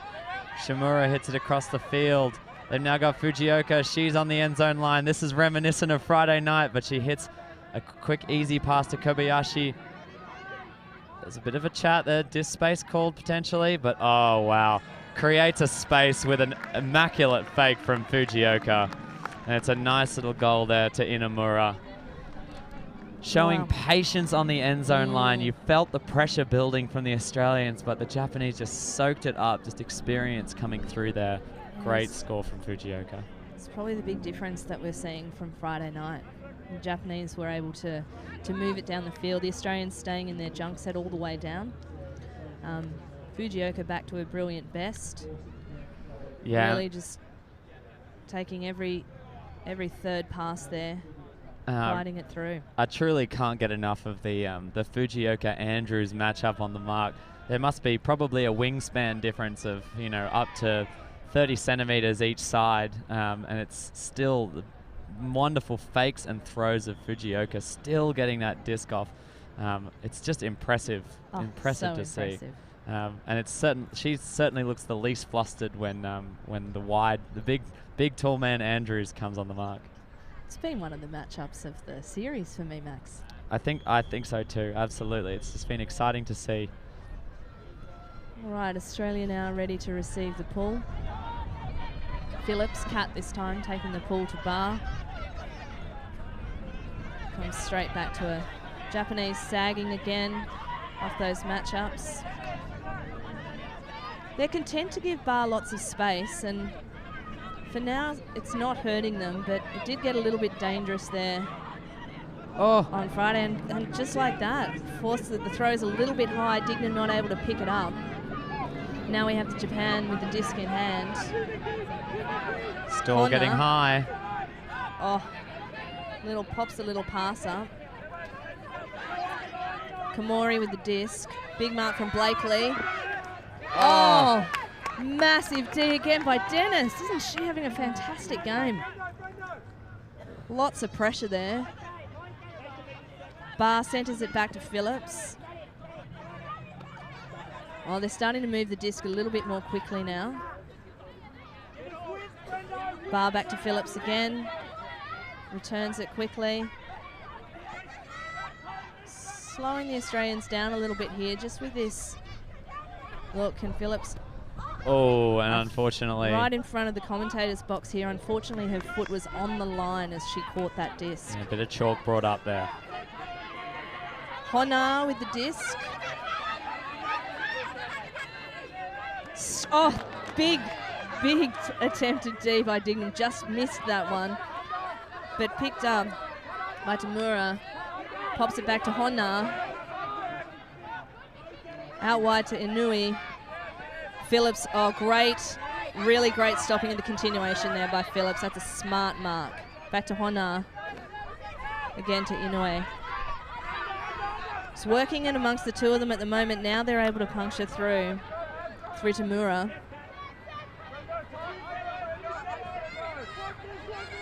Australians starting to build up the pressure.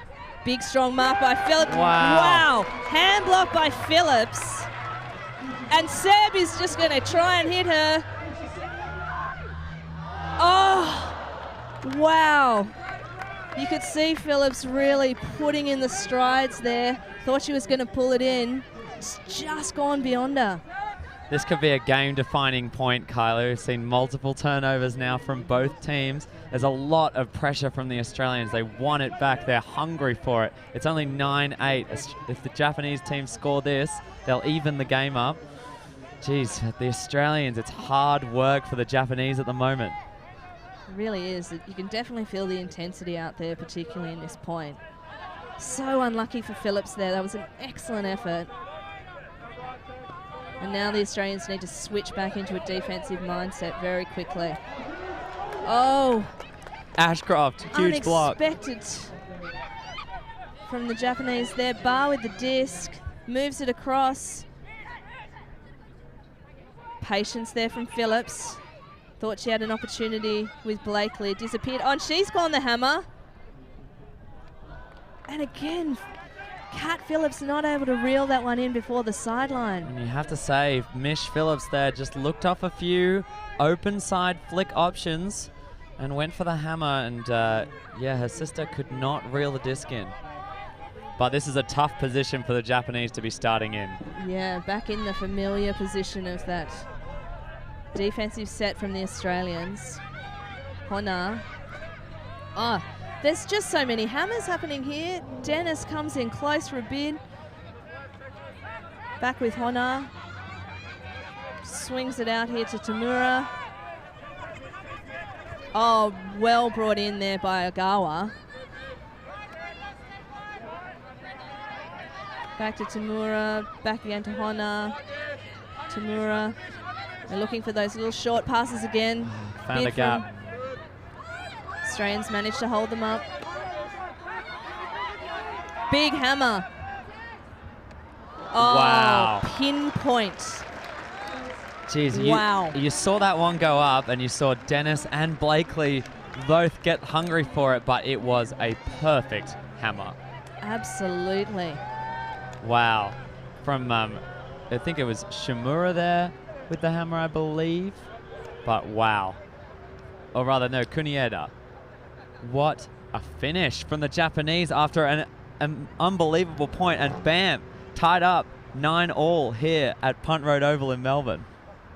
Well, look, both teams had their opportunities on that point, didn't they? Plenty of them as well. Yeah, they're the points you look back on and you just rue some of the throws or the mistakes. Oh, and as we see that hand block again. That was big, and this for me, I thought that when this throw went up, thought it was game over. Australia scoring right here. Oh, and Phillips, you can't fault the effort, can you? No, absolutely not. Maybe just cuticles on the edge of that disc, but it was within centimeters of her hand. And here we see again, though, Phillips had a few opportunities with some open players on the open side. Looked for her sister, and just the hammer going away wasn't easy. So it'll be the Australians now, looking for a hold on offense at 9-all, 57 minutes played. Centers it to Wise. Wise the anchor of this one. Across to Stetner. on Ladamatos, right on the commentary side.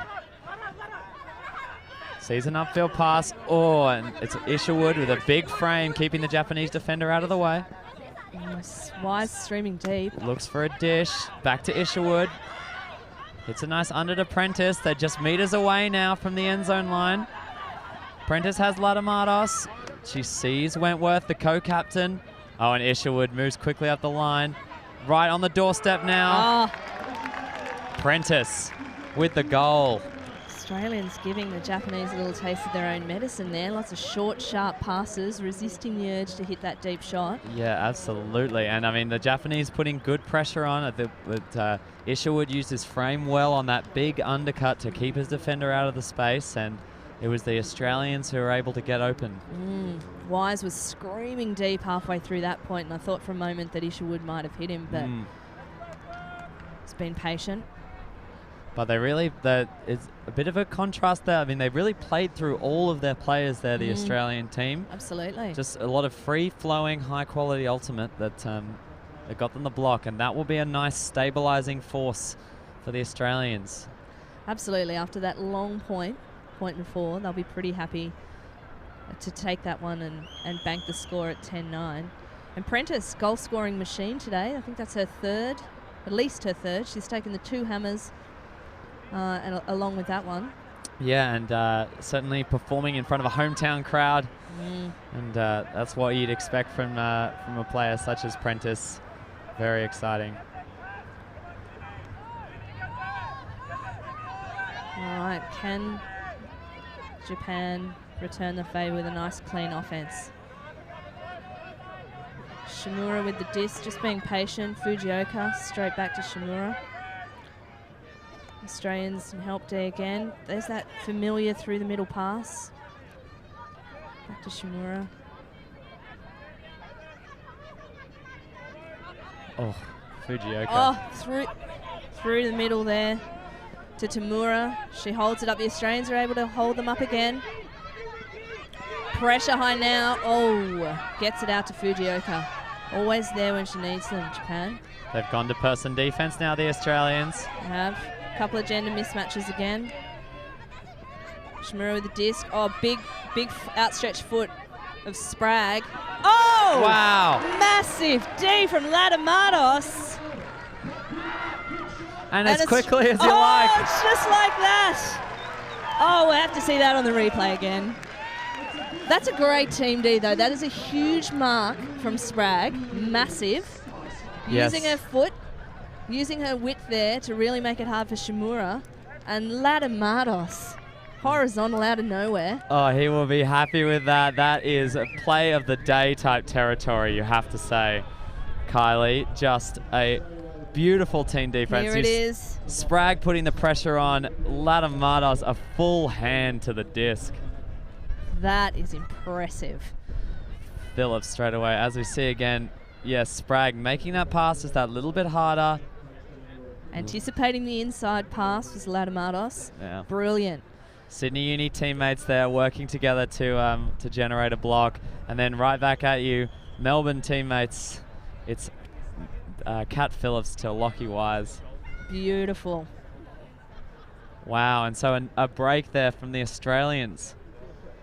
Oh, they'll be really happy with that. And that gives them a 2-point buffer now in front of the Japanese. So we have Rob Andrews with the disc. Launches up. Nice pull. And Shimura picks up the disc again. Straight into the middle, back to Shimura.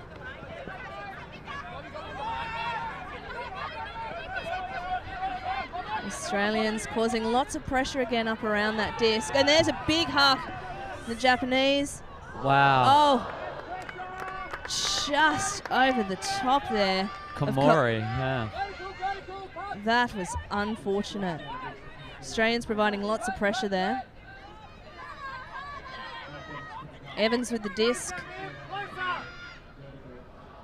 Oh, unlucky. Oh, hold on. Evans is calling a foul. This is a great bid by Dignam there. Looks like the throw is impeded. by number 77, Shimura. Yeah, And it's back with Evans. Dignam managed to get a hand to it. Stettner to Andrews. All the way across the field to Tullett, back to Stettner. Andrews working hard in this point, and there he goes. That is an off-balance hug. Oh, Prentice! That is massive! Tullett picks it up. Evans, straight to Tullett again. Moving it patiently now, the Australians. Evans back to Andrews, out to Stettner. Yes. I think we have a call here. Evans suspiciously unmarked going towards that end zone, and seems that we have a... Wow, how about that take from Prentice? Oh my I'm Lord. looking forward to seeing that back on the replay. Yes, wow, really saving Rob Andrews from a very off-balance put. Oh, it's a huge grab. That is massive. That is a posterization if I have ever seen one. Put that on your bedroom walls, folks.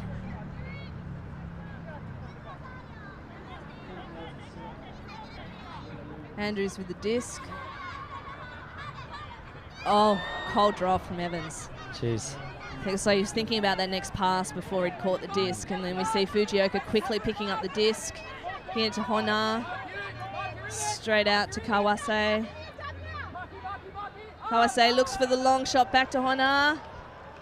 Oh! What a massive grab. He earned that point. Gee, worked hard, didn't he? Yeah, both great on grab. Defense and offense. Oh my God! And the Australians give Japan a gift. You have to say, opportunity missed there for the Australians. There was a gift exchange at the start, and there's been another gift exchange at 11:10 there. That is a beautiful layout. Really, really well timed there by Honda. Yes, and I mean, Tullett in a very good position, but a perfectly weighted pass from the Japanese player to the advantage of his receiver, who toes it. And they will be hyped about that. Both teams, another just unbelievable exciting point. Multiple turns, huge athleticism. This is exactly what we've come for, Kylie. We see again. This is the earlier huck. Yeah, just a little overshot there with two Australians coming in hard. Yeah, the bid from Dignam couldn't quite bring it in, unfortunately. Oh, and look at that! Look at that position from Andrews.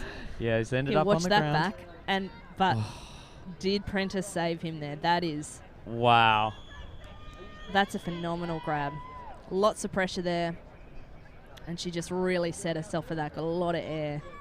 Absolutely. So it'll be the Australians now coming out on offense. The Japanese pull. It's a very good one. It'll sit deep into the middle of the end zone. It's an A+ pull, as we like to say. So it's now Barr, who hits his bro in the middle of the field. Oh, and let's see. We've got... Wow. Oh no, and Dawson. It bonks off the fingers. Potentially a touch by the Japanese player. You said that was easy money, but now the Japanese have an opportunity.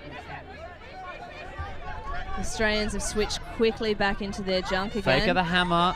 Oh. There's some call on the sideline of it being out. I think that potentially the player was standing on the line. Jeez, he's brought up some chalk and he doesn't... Hashiguchi wasn't really paying close attention to how close he was to the line there and has just stepped on the chalk. So here's Barr. He's still got... Oh, wow. A beautiful D there from Yamaguchi.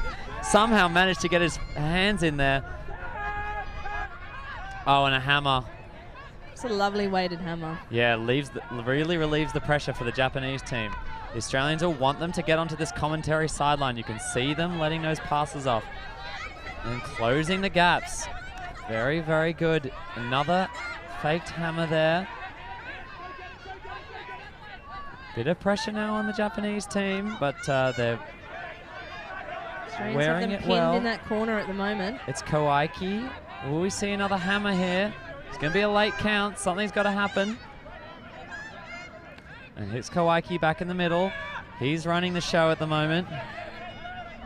He's got a bailout option, which he'll hit now. Oh, and a massive D from Barr. He wasn't going to let that happen again. Hits Blakely, and now Blakely streams to the end zone. Oh, and very past the outstretched hands. to Dawson, who makes sure of it that time. No mistake that time. Look, I think the Australians just looking a little unsettled on offense and taking options that we just haven't seen from them. I mean, I think that first deep shot from Blakely was beautiful and just uncharacteristic there from Dawson. Yeah. But then the quick movement on the Timeout sideline. called by Team Australia.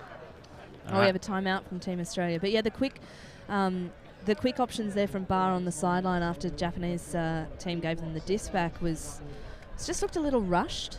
But then the pressure from the Australians on defense, they really kept them pinned in that corner where they wanted them, and you could see the Japanese team knew they wanted to get out of that corner. They were pointing to where they wanted to see players, and they just couldn't get it over there. It's very interesting to see. You know, we talk a lot, and of course unfortunate, I suppose, in the end, that the Japanese player, when they had the disc, just brought up a little bit of chalk with that back foot. But we watched that layout from Barr. As a player who plays behind the disc very often, he knows exactly what those handlers are looking for and was already laying out well before the disc came out of the hands. And hits Dawson. That's a massive Yamaguchi with another massive layout. He, of course, got that really great block earlier off the bobble. And Yamaguchi, full out stretch, but can't get enough power there to get the block.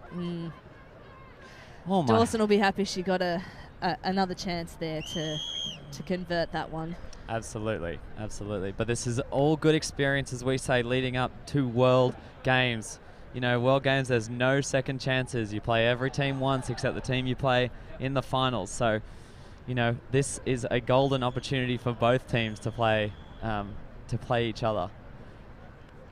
Wow, so 69 minutes through this match, Kylie. Australia leads 12-10, and we're playing to 15. We've got an 80-minute time cap, so still plenty more to go here. Japan with an opportunity to draw blood in this test match series. Yeah, and I'm wondering if head coach Dan Rule might have just been, you know, encouraging the Australian team to go back to playing at the level that they were earlier, really making sure of those options. Giving themselves a little bit more time on the disc. Australians out again in their junk set. We see the hammers coming straight out again to Kawase. Straight back through the middle there to Tamura. Back to Shimura. Hona with the disc again. Really just punching through the middle, Australia. I mean, the Japanese team. And Australia able to hold them up again now. Gone to person defense. Huge amount of pressure here. That's a great pick up there by Inamura. Clucketed overshot it for a second. The Japanese team going backwards at the moment. They're happy to do that. Great break throw there by Fujioka. Straight up the middle. Really nice throw there. Hitting Kawase. Oh! That is wow. Latamatos. He timed that to perfection just as the disc was being let go. Oh! Layout bid from Honor. Pick called. I think just checking. Tullett's just checking that his opponent's okay there. Jeez, huge amount of pressure there from Honor on that catch from Tullett. Tullett hits Prentice. Hits Brereton.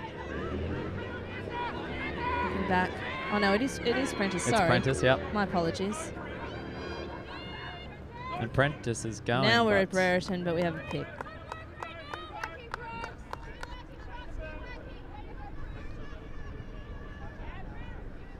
Wow. So I mean, that huge block from Latamatos, or the pressure from the Australian team. They now get an opportunity to go 3 up here. Tullett with the disc in hand. High release. Wise is happy to have a shot there.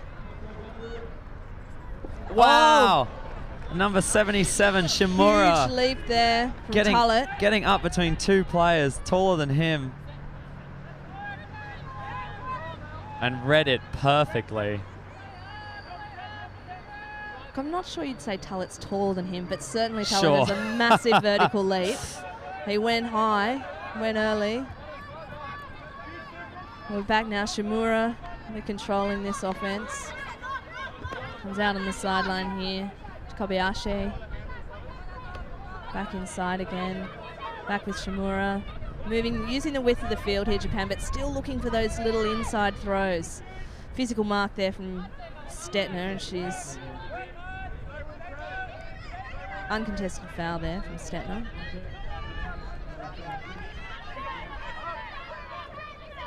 Inamura back to Shimura.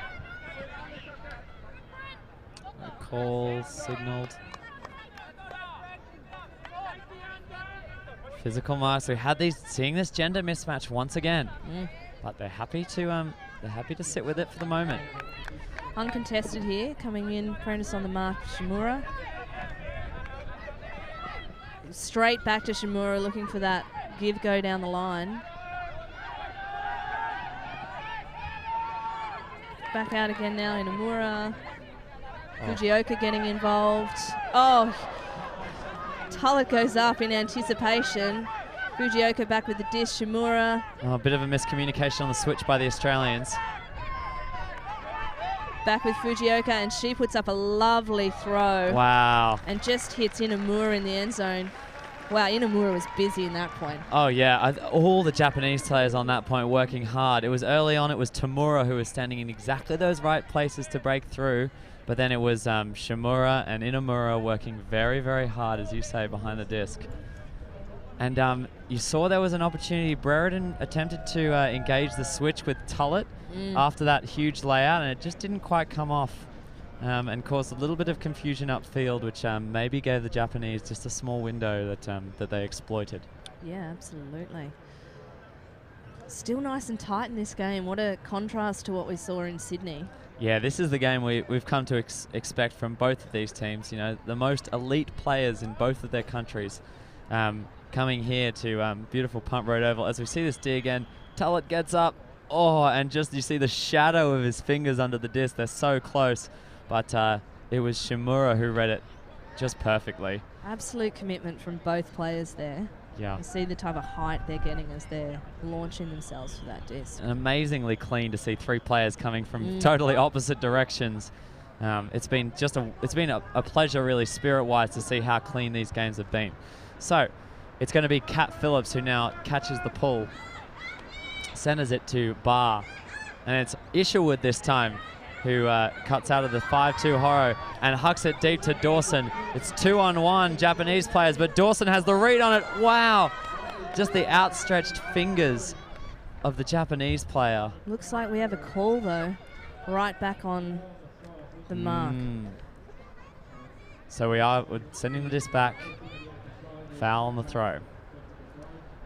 Look, I think obviously Dawson is a speedster and the Australians are going to look for her deep. But the Japanese have recognised that, and they've got players peeling off the back there to help cover that shot. I think the coaching staff will be hoping Australia recognise that and take advantage of the mismatches that they've got. Blakely with the disc. We have another call.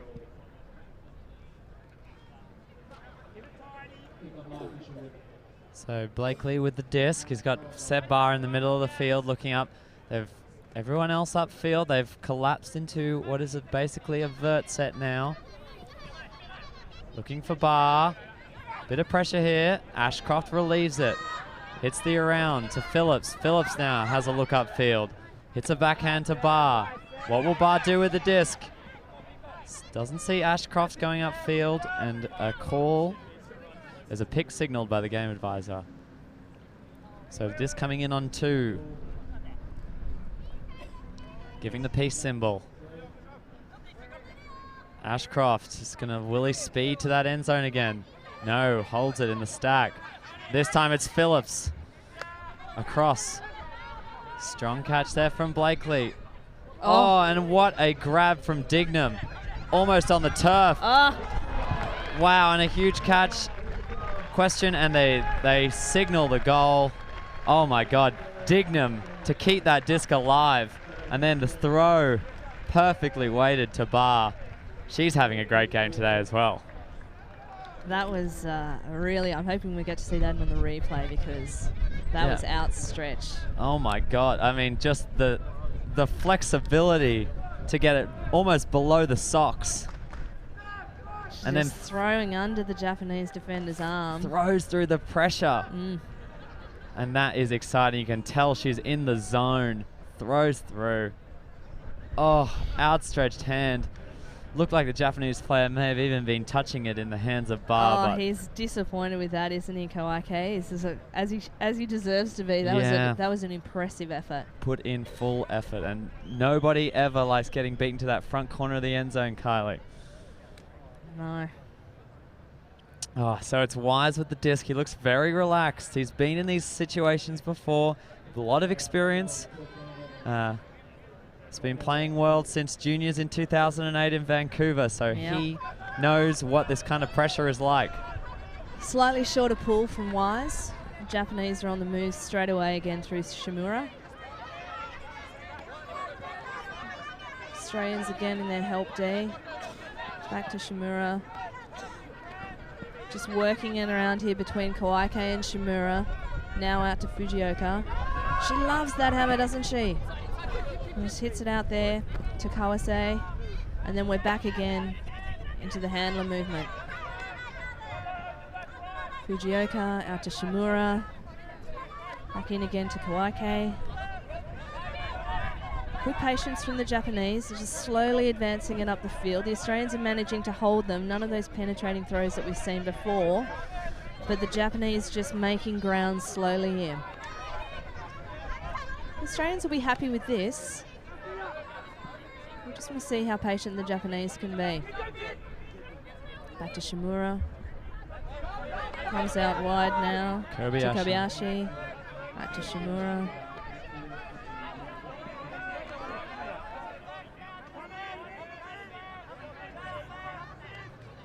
Here again for Inamura. Busy again this point, Shimura. Back to Inamura. Out wide. Lots of nice, short, sharp passes from the Japanese, really making the Australians work on their defense. And just like that, they're a few meters outside the end zone. Lots of patience, fakes, pivots. This is the Japanese bread and butter here. Back into Shimura. He makes the big jump a little early for the end zone. Back to Fujioka. Wow. Too easy, you'd have to say that one, Max. Absolutely. Honestly, that is why you invite the Japanese to come and play you here in Australia. Just such typical Japanese style and so perfectly executed. The fakes, as you said, are just so good. It's unbelievable to see where they can move defenders just with the swing of a disc. And in the end, they were just happy to find the gaps. You saw, I think, a crucial moment there came right near the end where Fujioka saw the oncoming pressure from Tom Tullett, and instead of holding onto the disc and looking for the reset as they'd been quite comfortable doing, moved it quickly to the space that he vacated. And I think that then opened up the goal quite nicely. The one thing that I also noticed them doing differently there, Kylie, is some of the pressure that was coming before in those earlier points was when they sent some of their handlers upfield and they only had one person back in the dump, made it much easier for the Australians to build pressure.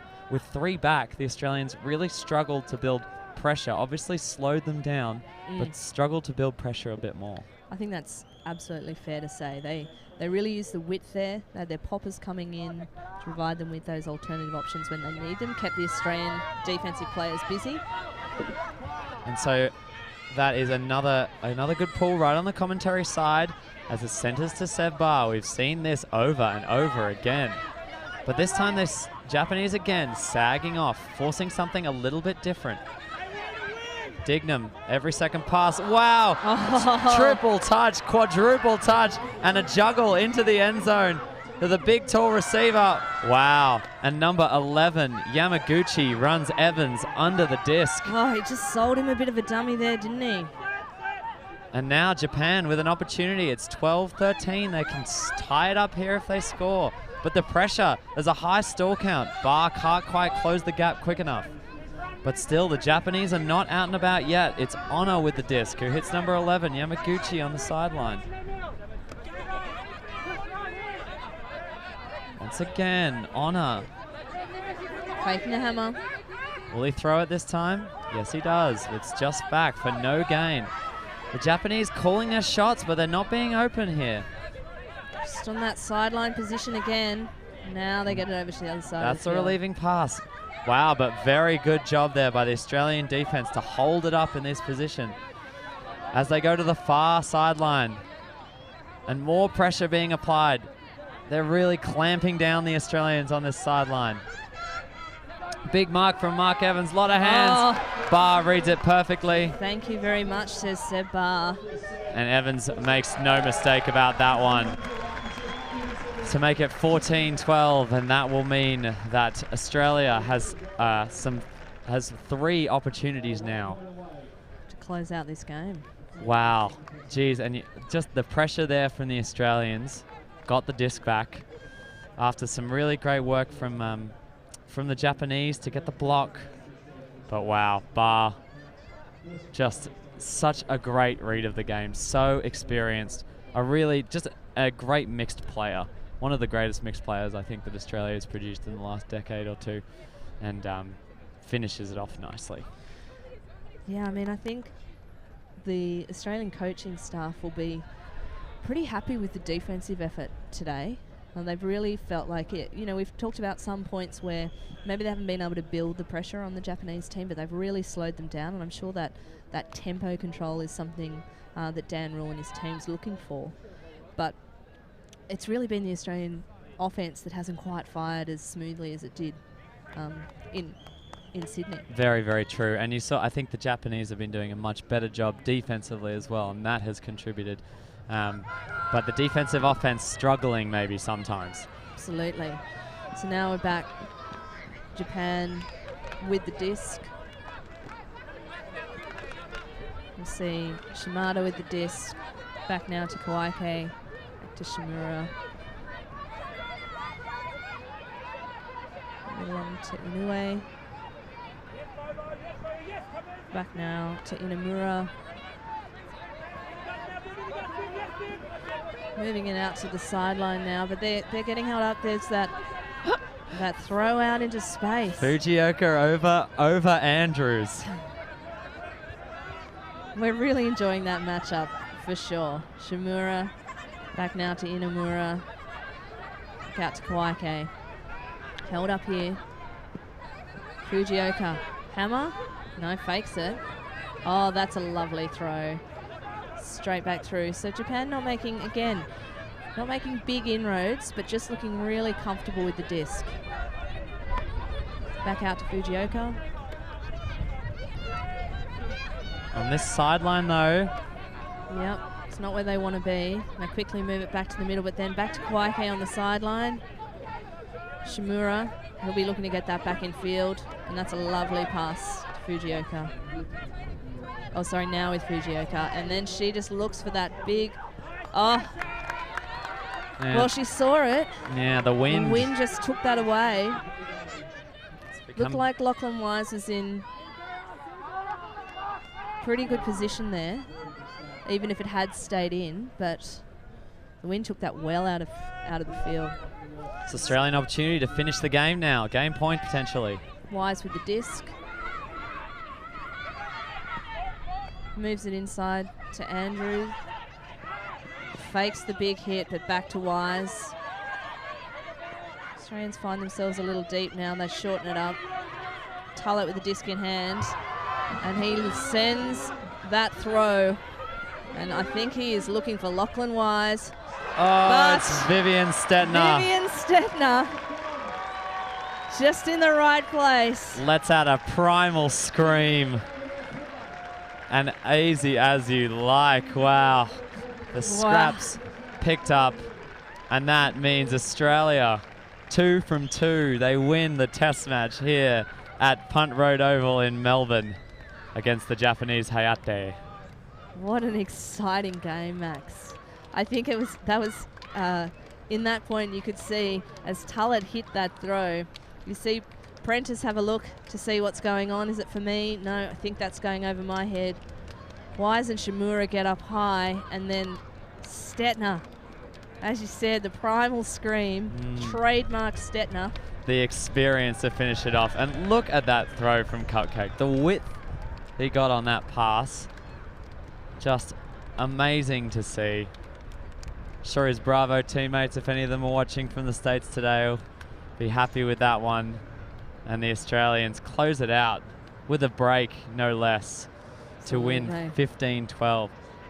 What a game that was, Kylie, and what a series it's been. It's been just such an exciting opportunity to have the Japanese players here in Australia, and today I feel like both teams could really be proud of what they showed on the field. Absolutely. I mean, this was more the sort of game that we expected to see in Sydney, and I think it's a real testament to the Japanese team that they were able to recover from that flight, recover from a heavy loss on Friday, and really compete right to the end in that game today. Yes, and we may even get some audio from in the Spirit Circle here. You could see both teams very excited to. Looks like we're going to get some audio from the circle.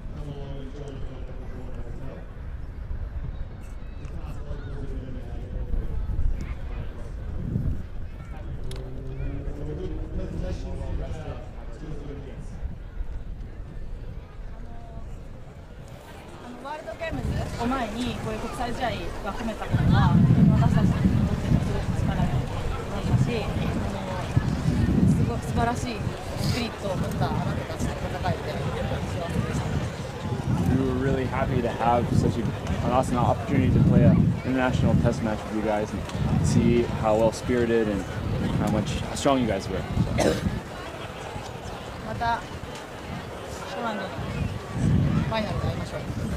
Let's meet in the finals of Poland. Yeah! Thank you. Team Japan, I first want to say how much we thank you for coming to Australia to play us. 本当にここから来てくれて本当にありがとうございました。Both our teams are used to travelling long distances to play tournaments, and we understand how difficult it is to get off the plane and play straight away. 私たちも、オーストラリア人も距離長いの大会とか行くのは大変も分かってるからもうありがとう。So we were really impressed with the game you gave us on Friday night, but even more impressed with the game you gave us today. それを考えたらもう金曜日の試合で本当に興奮してるし、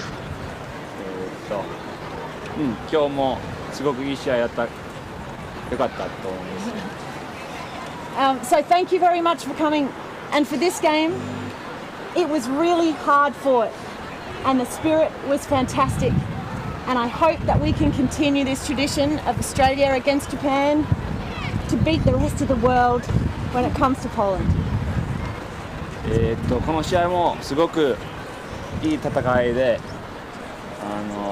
ポーランドも私たちを世界を見せるの私たちの力を見せよう。Arigato.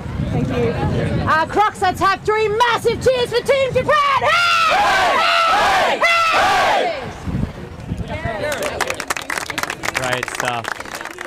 Wonderful there to get a little bit of insight inside of the Spirit Circle. Clearly, excellently spirited games. We had it was just a clean fought, hard fought, like 2 games and there were really nothing to speak of in terms of spirit, which is exactly what you want. Let the rules get out of the way and let the players play. And you could really start to get a sense of the bond that's developed between these 2 teams, and I think it's so lovely to see the mutual respect there, and as you said, the spirit was excellent and the quality was high. Now we're just going to go to a quick little post-game analysis from our stats team, Rob and Andy. So, boys, do you want to tell us a little bit about what you picked up in that game? Yeah, so the second half sort of more of the same, I would say, in terms of conversion rates, what we were looking at. So Australia in this game were broken on offense. So they had 10 offensive holds out of 14 points on offense, and Japan had 8 offensive holds out of 13 points on offense. So the Aussies did a little bit better job of putting in the chances they had, and I think that really came through in that last point. They came through with a couple of jump balls on some hucks, but it really paid off for them. And yeah. Amazing. Any other stats you'd pull out of that game then? Yep. So we've got one other one, but I'm going to let my boy Rob take that one. Yeah, so something that we've seen a lot and historically with Japanese teams is that they're very efficient with the disc. They move it around a lot. Japan threw 420 passes, completed 408. So 97% completion rate compared to Australia's only 87. Wow, that's a huge difference. Yeah, literally twice as many passes thrown by the Japanese. And I think that speaks to the strength of the Australians' long game and their ability to turn passes into goals. Yeah, it's impressive that they can make that conversion rate turn into so many goals. So, thank you, boys, for joining us as we watch the presentation now of the Cup. It's been really great having you guys on the stream, so thank you very much. So it's Jonathan Potts now presenting the Golden Wattle Sakura Trophy, the very first time this has been played for, and it's just been such a wonderful experience, Kylie. Yeah, and as Jonathan was saying earlier, hopefully this is the start of a fantastic tradition. Plenty of enthusiasm from the crowd here. And I think this will be a really special moment for the Australians to take hold of that cup, hoist it high, and be proud of their efforts in the lead up to what should be a fantastic tournament in Poland. Yeah, I mean, I can't even imagine. There's already been some massive upsets coming out of TEP, a tournament in Colombia. The United States, Canada, and Colombian teams have all played, and the results have been just wildly unpredictable, some would say. And so for Australia and Japan to have a very close game today and 2 really exciting hit-outs, it's going to be anyone's game when we go to Poland, Kylie. Oh, it's going to be huge. And we see now that we have... Without further ado, we have a trophy. Yeah, we're presenting the trophy. You may also know that this is the first time we've played an international test match between these 2 countries. Hopefully you can hear the audio here from Jonathan Potts. It's the Golden Wattle Sakura Cup. Golden Wattle, as we all know, is the national flower of Australia. And Sakura is the cherry blossom from Japan, which is So Jonathan just talking through the Golden Wattle cherry blossom or Sakura naming of the cup. In the test series, the cup will be available to be won again. But for now, Australia is the holder of the cup, and I invite the captains of Australia to come forward to accept the trophy. Calling up captains of Australia, Peter Blakely, Sarah Wentworth. So many years of experience between the 2 of them. And there they go. Proudly hoisting the cup for Australia. And well deserved. Both had really spectacular games today, and this led their teams just so well.